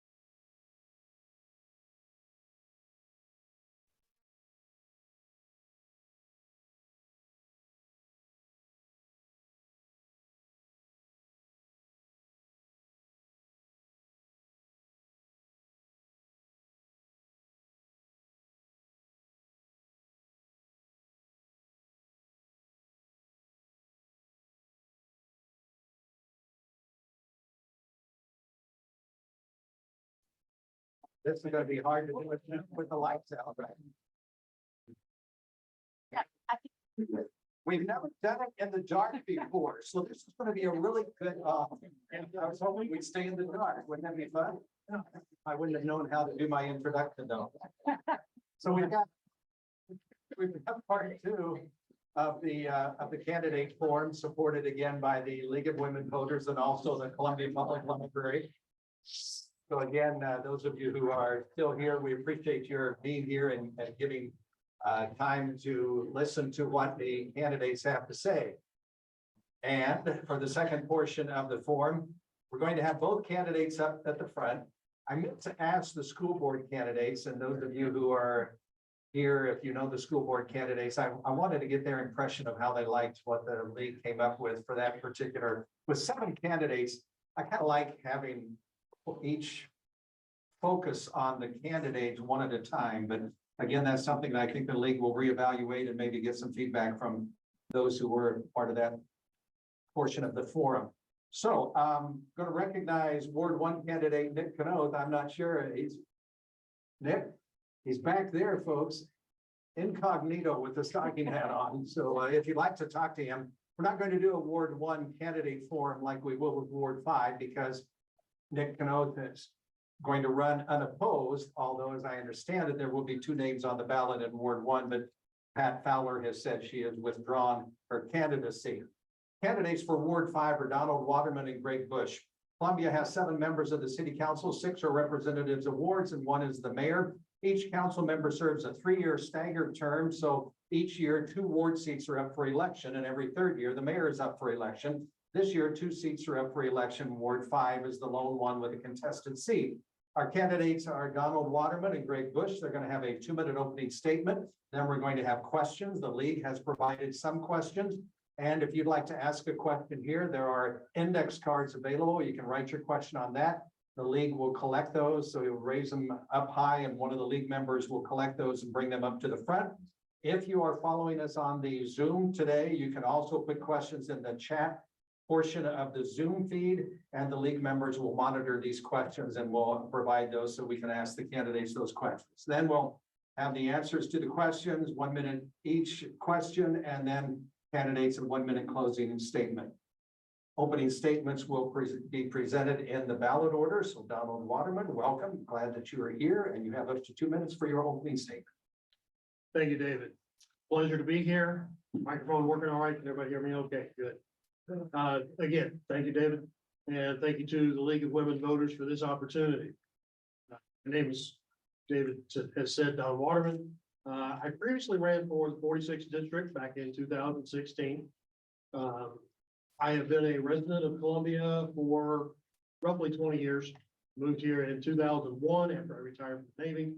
Was here up until 2010. I left for a short time to go get a master's degree and then returned in 2013 and lived here ever since.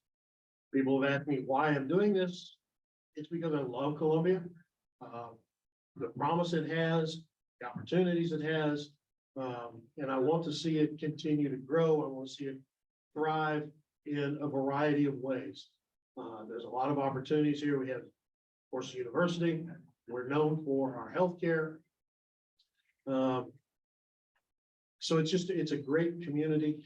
I just think that there are some things that that I see with the council that I think could be maybe some, I'm going to say, leavening, a voice that can maybe a slightly different perspective to say, hey, let's look at something. And I think that's when we achieve our best things, are when we work together. We take into account, take into the consideration and the calculation as many opportunities or as many viewpoints as we can, so that we can then arrive at the solution that's best for everybody in Columbia.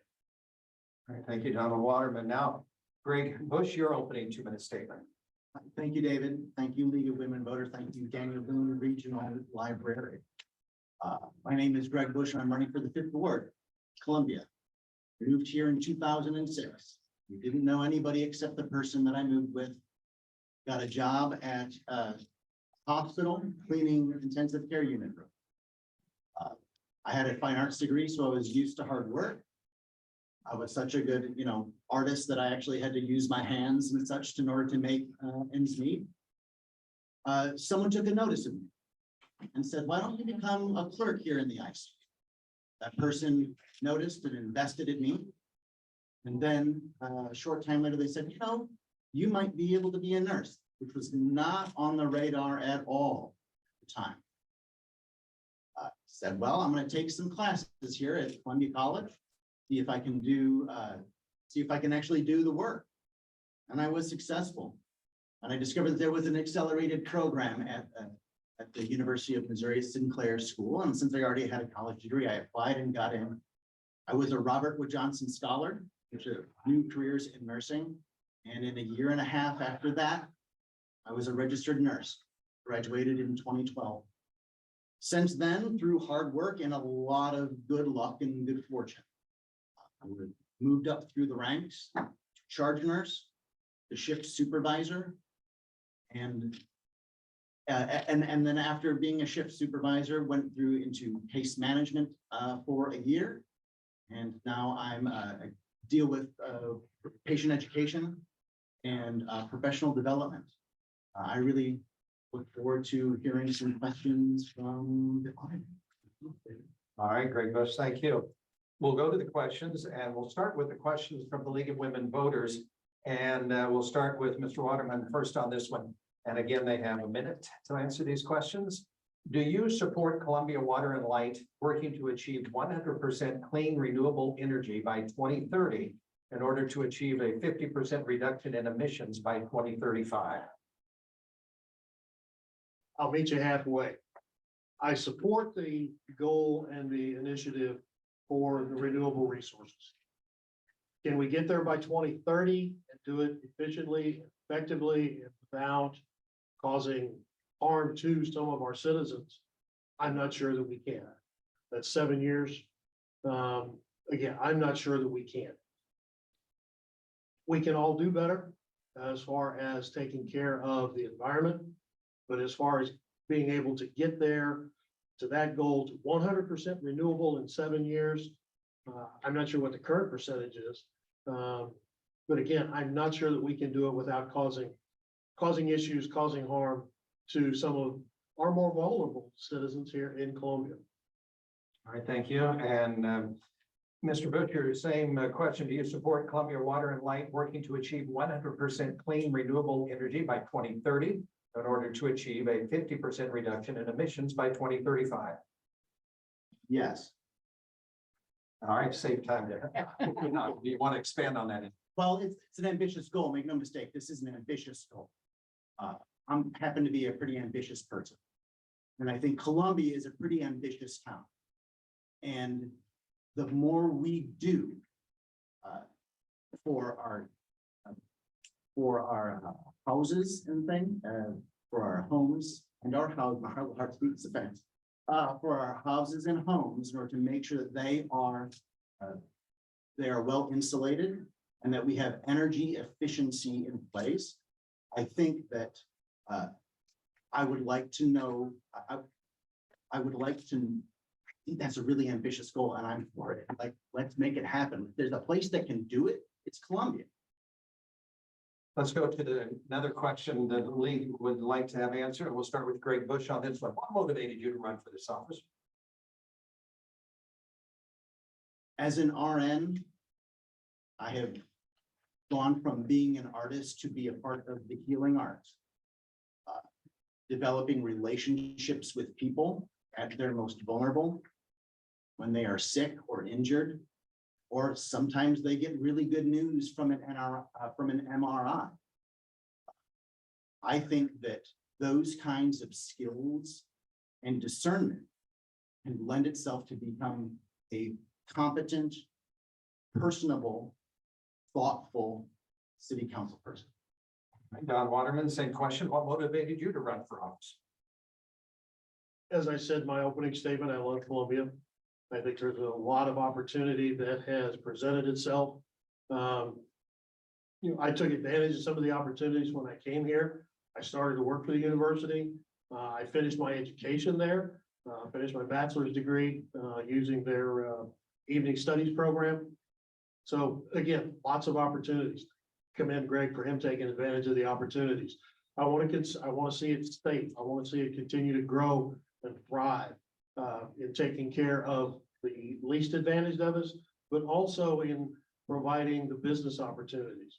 We've had some great success stories here. Veterans United, Equipment Share, Helio, and others. Some explosive growth there. But I would also like to see that in other areas. But part of that is also then safety. And the other reason is there was a solicitation that was sent out. It basically said, hey, is anybody interested in running because we don't have a candidate? And I said, well, why not me? Let's go to another question from the league, and we'll start with Mr. Waterman on this one. Do you support adopting minimum efficiency standards for rental housing in Columbia and adopting the 2021 International Building Codes for energy conservation? I think we should be as efficient as possible in our housing. I know there was a program, I think it still exists, but that I took advantage of, and that was to upgrade my furnace, get some insulation in the attic, survey, a lot of other, an efficiency surveys. I think we should be doing that regardless. So we talked about becoming 100% renewable.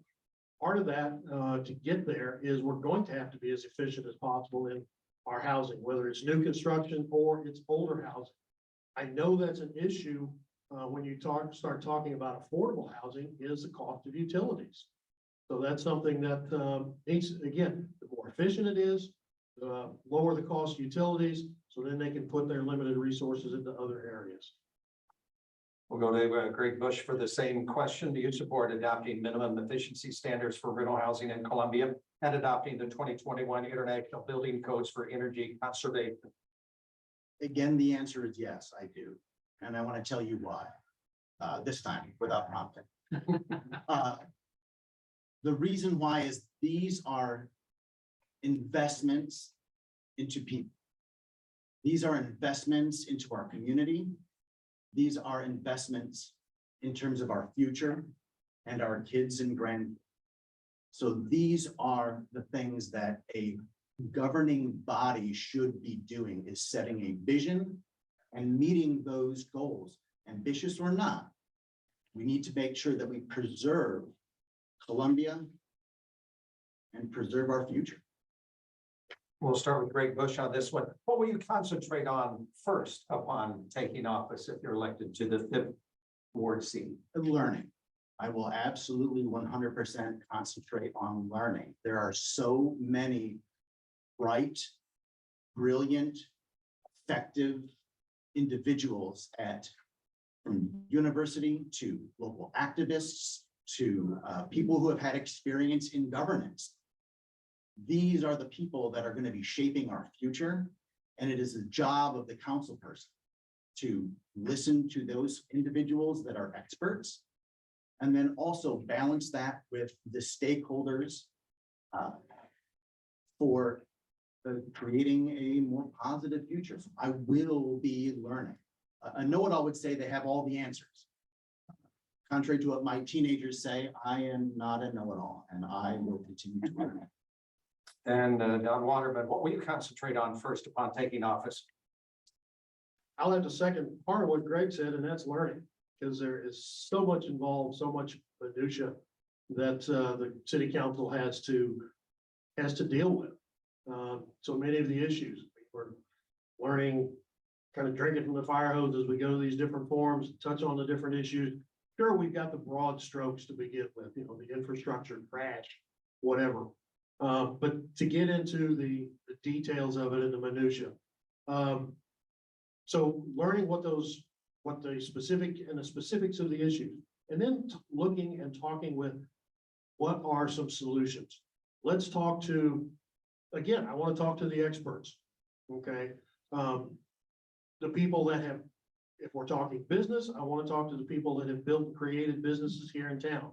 What's worked for them, what has been some of the roadblocks that they've had to deal with.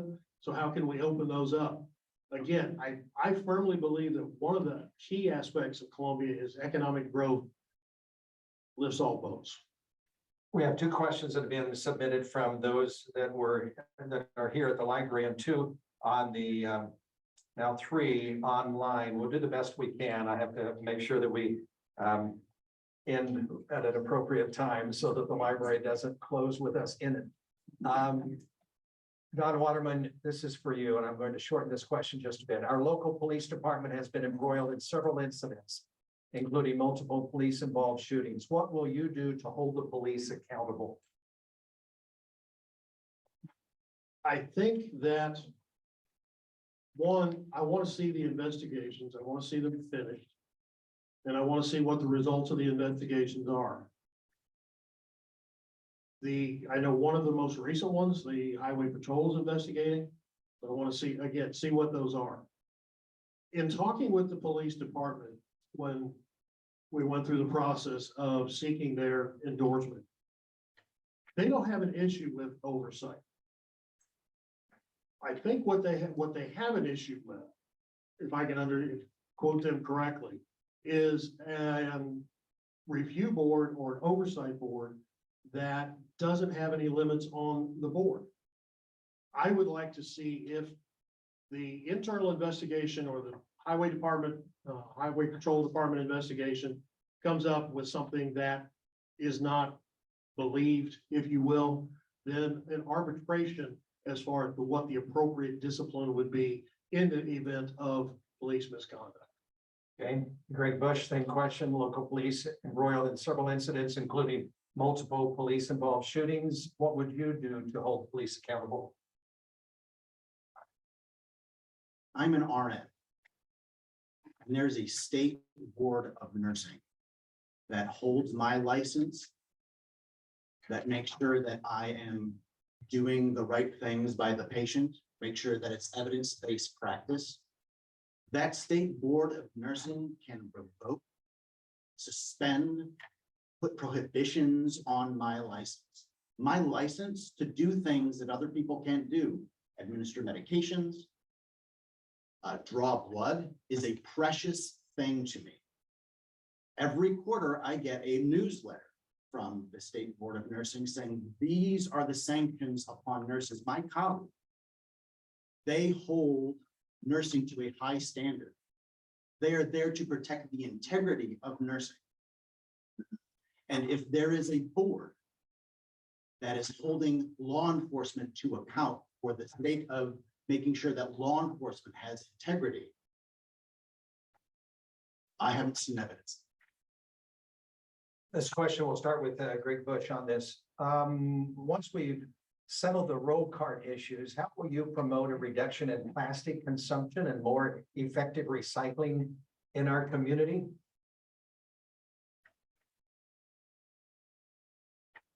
So education is an important part of that, making sure that we educate our population of what is recyclable and what is not. Right now, I think it's about 7% of solid waste is able to be recycled. Is being recycled. And I think that we can do better. I think that there is composting that can be done as well. That can be something that happens locally and not go to a landfill. I think that we can incentivize, again, like working with our local grocers, making sure that we bring our own bags back. But that was a hard thing during COVID, is that we couldn't bring our bags into the stores. We always had to leave with, fresh petroleum products. That was difficult for me. Petroleum products meaning plastic bags. So I think that's one thing, is really educating our citizens, because our citizens really do want to do the right thing. And the question now for Mr. Waterman on, we've settled the roll cart issue. So how are you going to promote a reduction in plastic consumption and more effective recycling? Again, I'm going to have to agree with Greg. I think a large part of it is going to be education. We need to educate the consumer as to, again, what's recyclable, what's not recyclable. And then the other thing that we could, as a start, go back to weekly recycling collection. Dropped it down to bi-weekly as part of, with COVID, the changes to the trash. We go back to weekly collection.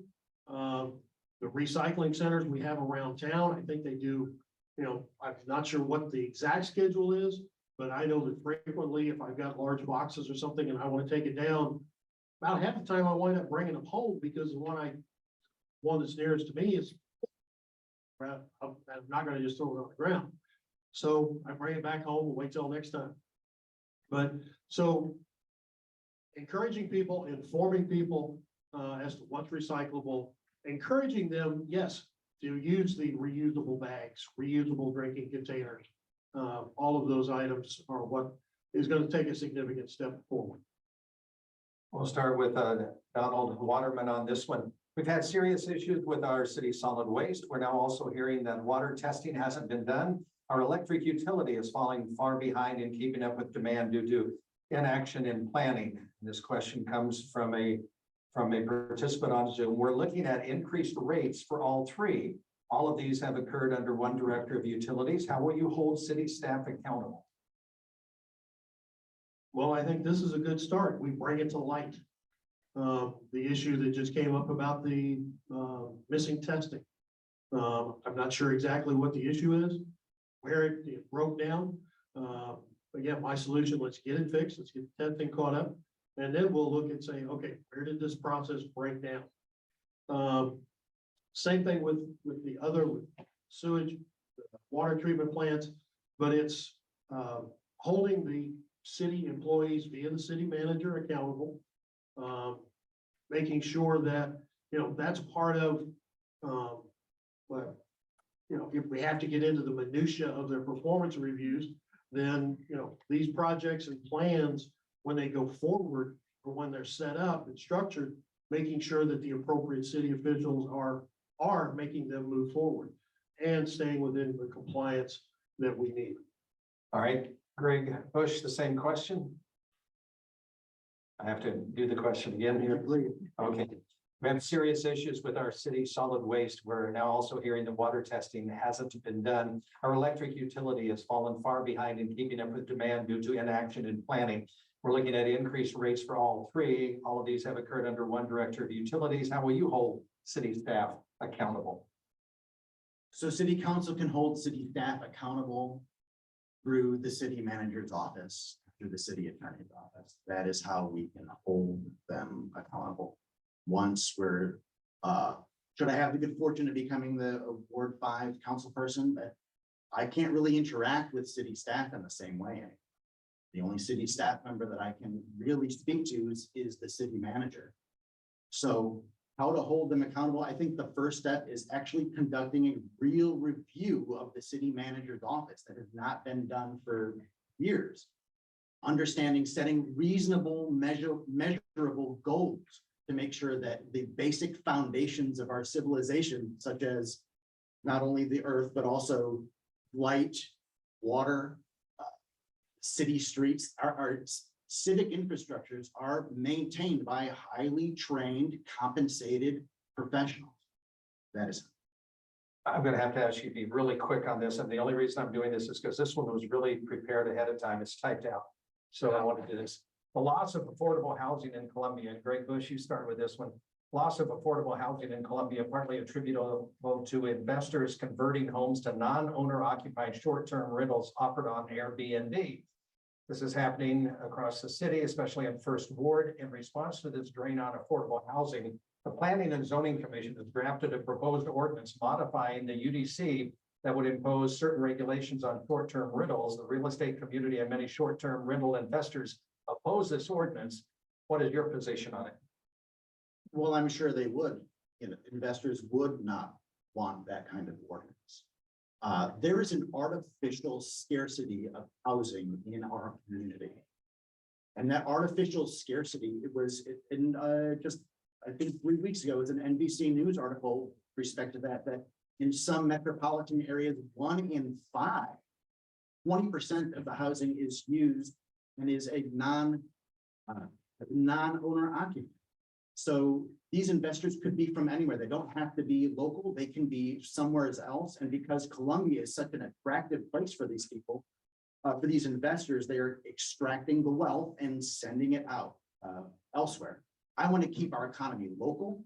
I want to keep our economy vibrant. And I don't want to see our town trashed for profit by people who don't have any roots here. My last name pun notwithstanding. Don Waterman, the same question to you. It has to do with Airbnb, short-term rentals. I think you understand what the question is and the impact on affordable housing and the ordinance by the idea from the Planning and Zoning Commission, the proposed ordinance to modify the UDC that would impose certain regulations on short-term rentals. Your thoughts? I think the proposal actually goes a little too far, and I think it's like I've said, let's try to find that middle ground. The investors are there because they want to try and make their money grow. The property tax, they own it, they pay property taxes here, so that's a good thing for us, we get those property taxes. The revenue that is derived from people that come in, similar to people staying at hotels. We don't have a lot of hotel room right now. So again, it's a compromise. I understand that we don't want to have that completely taken out of the housing market for local housing. Yeah, not sure of an exact answer, but that's part of it. The other part of it, as we build, there's a provision in the zoning for what they call cottage housing. Instead of what I call 3-2, 3-bedroom, 2-bath, the 2-1, 2-bedroom, 1-bath. What that allows is a more concentrated housing, so we can get more people in the same housing area, and it's a lower cost. Time for closing statements, and we start with Greg Bush, a 60-second closer. Thank you, David. Thank you to League of Women Voters, who really are the guardians of democracy, and the Daniel Boone Library as a temple of the First Amendment, really. It is. Yeah.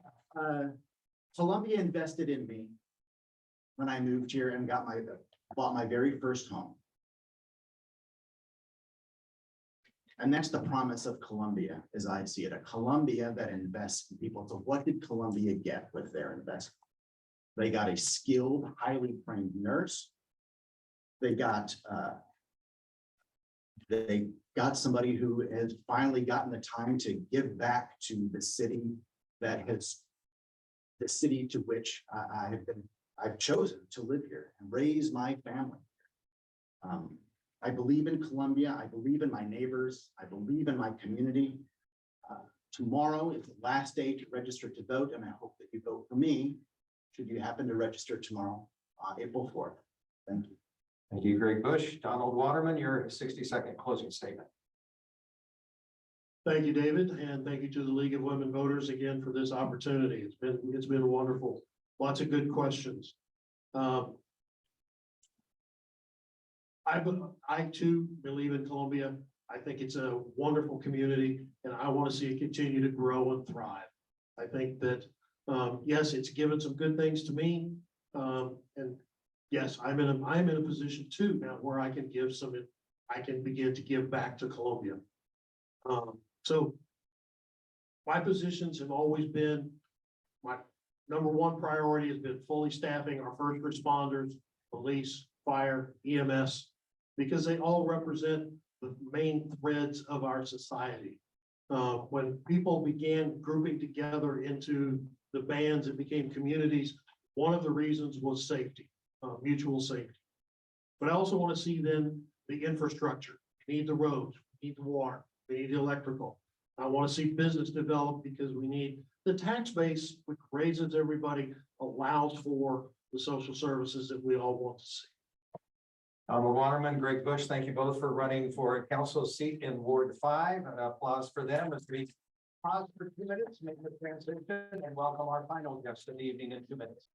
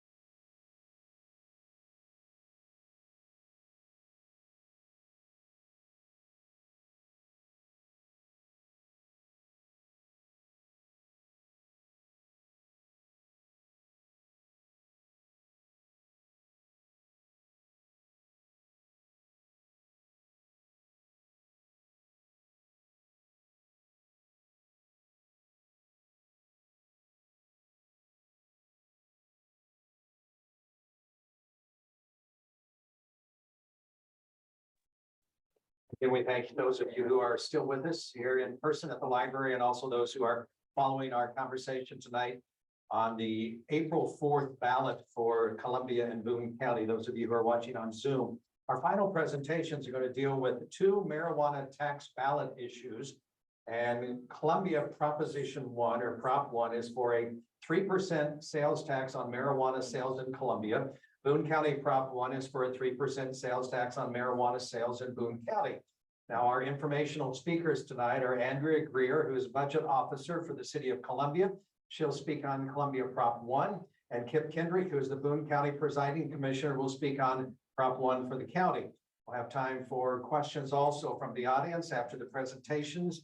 And we'll start with Andrea Greer. Glad that you're here and we'll hear your presentation now. Thank you so much. And as I said, my name is Andrea Greer and I'm the We're going to budget tell officer. you really close to that too.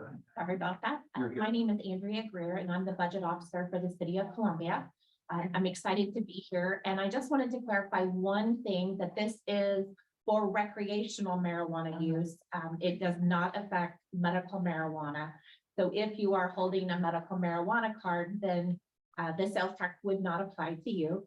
So last fall, the state of Missouri, we had a ballot initiative where the state of Missouri citizens voted to legalize recreational marijuana use and then also have a 6% sales tax assessed on that. What has happened now is that the City of Columbia City Council unanimously voted in January to ask the citizens of Columbia to consider a 6% sales or a 3% sales tax for recreational marijuana for any purchases here in the City of Columbia. The state currently charges 6% sales tax as well.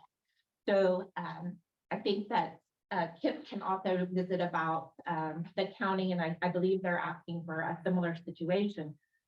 What the City of Columbia would do with those funds is it would go into our general fund, where we are looking for priorities that would focus on public health, social initiative, and then public safety.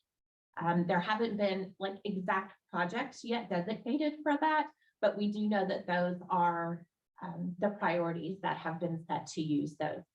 The City of Columbia is estimating that it would be somewhere between $400,000 and $1 million that it would bring in. It's hard to have that trend and know for sure what those estimates will be because we just haven't had the sales yet in Columbia to be able to accurately decide on what those estimates, what that total would actually do for the sales. Right. We'll have questions here in just a second. Okay. Let's go to Kip Kendrick and hear it from the presentation from the county's point of view on Prop 1. Yes, so Kip Kendrick, Boone County Presiding Commissioner. So very similarly, the Boone County Commission voted on January 17th of 2023 to place the question before Boone County voters on assessing a 3% sales tax. And so that 3%, that's a cap that is actually built into the Constitution. So the 6% that's collected on top of the addition on the regular base sales tax, 6% addition is collected by the state. And then the constitutional amendment gave the local government, city, counties, the ability to assess an additional 3% with voter approval. And that's where they had their say, the drafters of the amendment on how it was written on placing a cap on it at 3%, up to 3% sales tax. This money will go to our general funds, but it will be used primarily, specifically upfront. It will be used for to help the county deal with the influx of expungements. So part of that amendment, an important part of that amendment was the expungement process.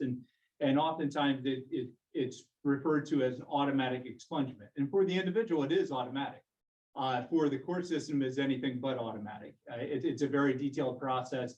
It's a very complicated process. And when it's a clear, just a marijuana violation, those expungements are not a problem. That's a quick, easy fix that will, quick and easy, I shouldn't say that. The court administrator and judges and clerks would probably have other words to describe that, but it's much easier than if there are multiple charges.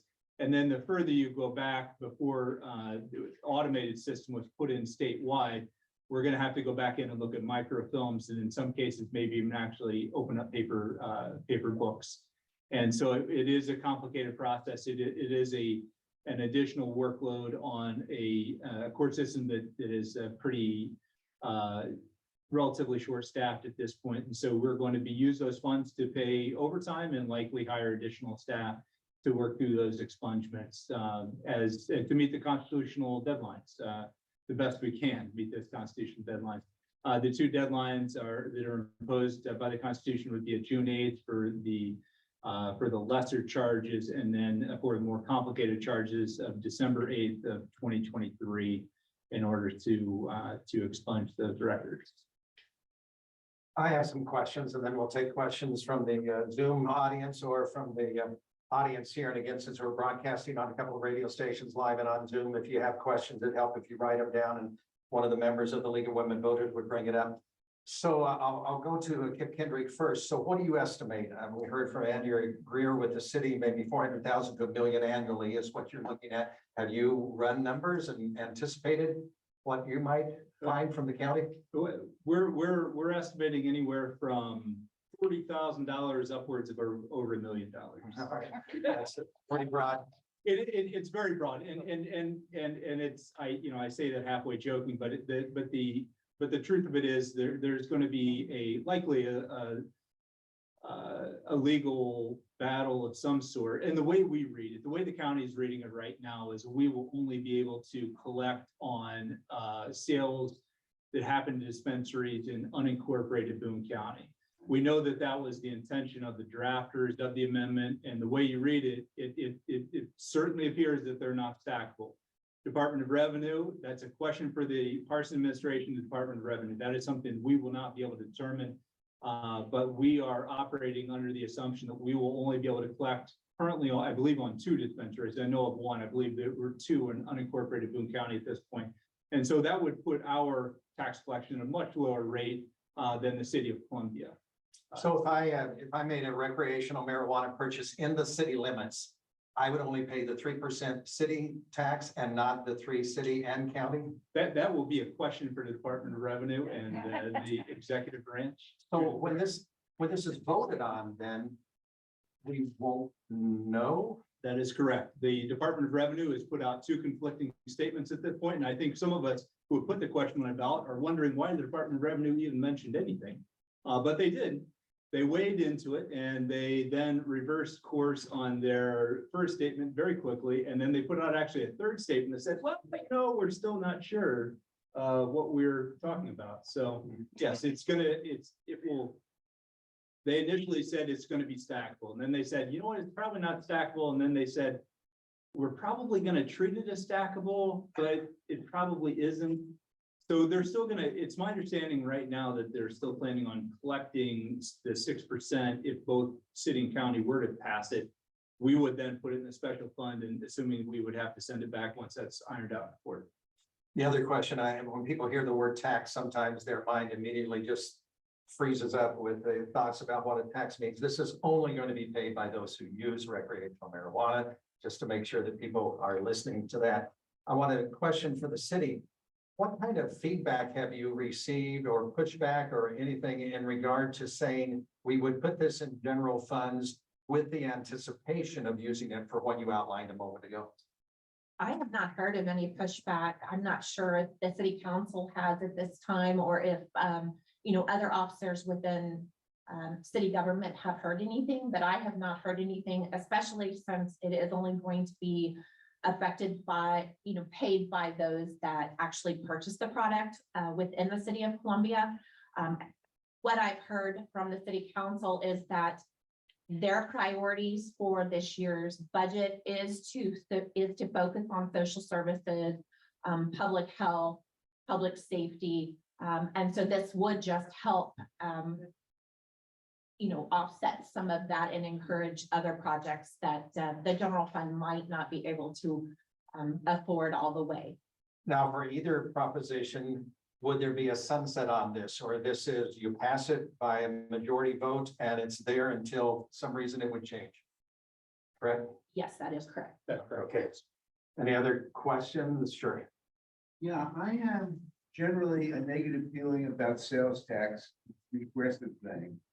And Yeah, we'll get this a little bit closer and up here a little bit louder so that the Zoom people can hear it. And I'll repeat it for those of you who need it repeated. basically, my thoughts are that sales tax is regressive. It hits lower income people more because they, pay more of their earnings on it. And if it is 12%, 6 to the state and 3 to each entity, that's a pretty steep tax. We don't have that on beer or alcohol in general.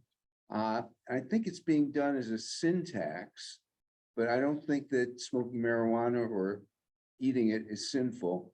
And I just wonder your thoughts on that. All right, I'll repeat that for anybody who didn't hear that. The question has to do with a tax that is a sales tax on this particular product. And if it is 6%, if it's 9%, if it's 12%, sales taxes generally hit harder on lower income individuals. And the question was put from the point of view is that's not fair. This is not a sin tax. It is a tax that would come down hard on poor members of the community. So in response to both of you, please. Yep, go ahead Yeah, first. no, I'll be happy to. So the constitutional amendment, at this point is, I supported, I voted yes on it. I will vote yes on Prop 1, both at the city and county level. And, I supported the expungement. I thought that was an important step, and especially at the point you legalize, to make sure that you can correct some wrongs and that have been, dealt with in the past. You can correct those. It is an unfunded mandate on the county at this point on processing those, and it is going to stretch the court system, which has to deal with civil litigation and criminal cases. The clerks there in the building who do a phenomenal job. It's going to stretch them very thin to meet this constitutional deadline, but then also to even go back further and wipe some slates clean of marijuana charges. And so we're optimistic that if and when this passes, that we'll use this money appropriately to make sure that we can pay for those, and hopefully that will reduce some people's burdens that, on those fast charges on keeping them from job interviews, or hopefully we can open up more doors for them and get those records expunged in an appropriate manner. Ms. Greer? I think the city is looking at it as well as we are looking to use these funds to help perhaps our lower income or underprivileged individuals by increasing public health opportunities, social services, and really looking at how we can fund those items. We are not the only city in the state doing it. Currently, there are over 100 cities that have this ballot initiative on the April ballot. And so that includes Sargent, Centralia, Jefferson City, Hallsville, Ashland, Joplin, Kansas City. That I think the list just goes on and on of other communities that are looking to do this. What they are all using their funds for, I'm not aware of it, but I do know that this is something that is widespread across the state. So is there anything else that we're missing here? I don't have any other questions. I mean, this is currently straightforward, it seems to me. So anything that we're not thinking of today, or that you came prepared perhaps to answer that hasn't been asked? Yep. So. Very loud. The county is looking at helping with the extra costs for expungement, the legal costs for overtime for the clerks, for the county clerks. There is supposed to be money coming from the state and from the governor, but that hasn't come yet. but what are you looking at in the future? Because, I mean, the city's looking at social services, that expungement, the huge need for overtime will end. And there'll still be tax money. It will, and, part of the reason why we wanted to put it to general revenues, we didn't want to tie the hands of future commissions, right? And so, we fully expect the expungement process to last through the calendar year, which is also our fiscal year and into next fiscal year. So, I would expect that we're appropriating the funding for at least, FY 23 and FY 24 towards the expungement process to make sure that we can get all that dealt with appropriately, even potentially go further back in the records than we, are even required by the Constitution to do. Looking, beyond FY 25, not for sure, but I would expect that, the county will certainly have needs, and, as we do, just thinking the community services department and a cooperation and coordination, the city of Columbia and Boone County.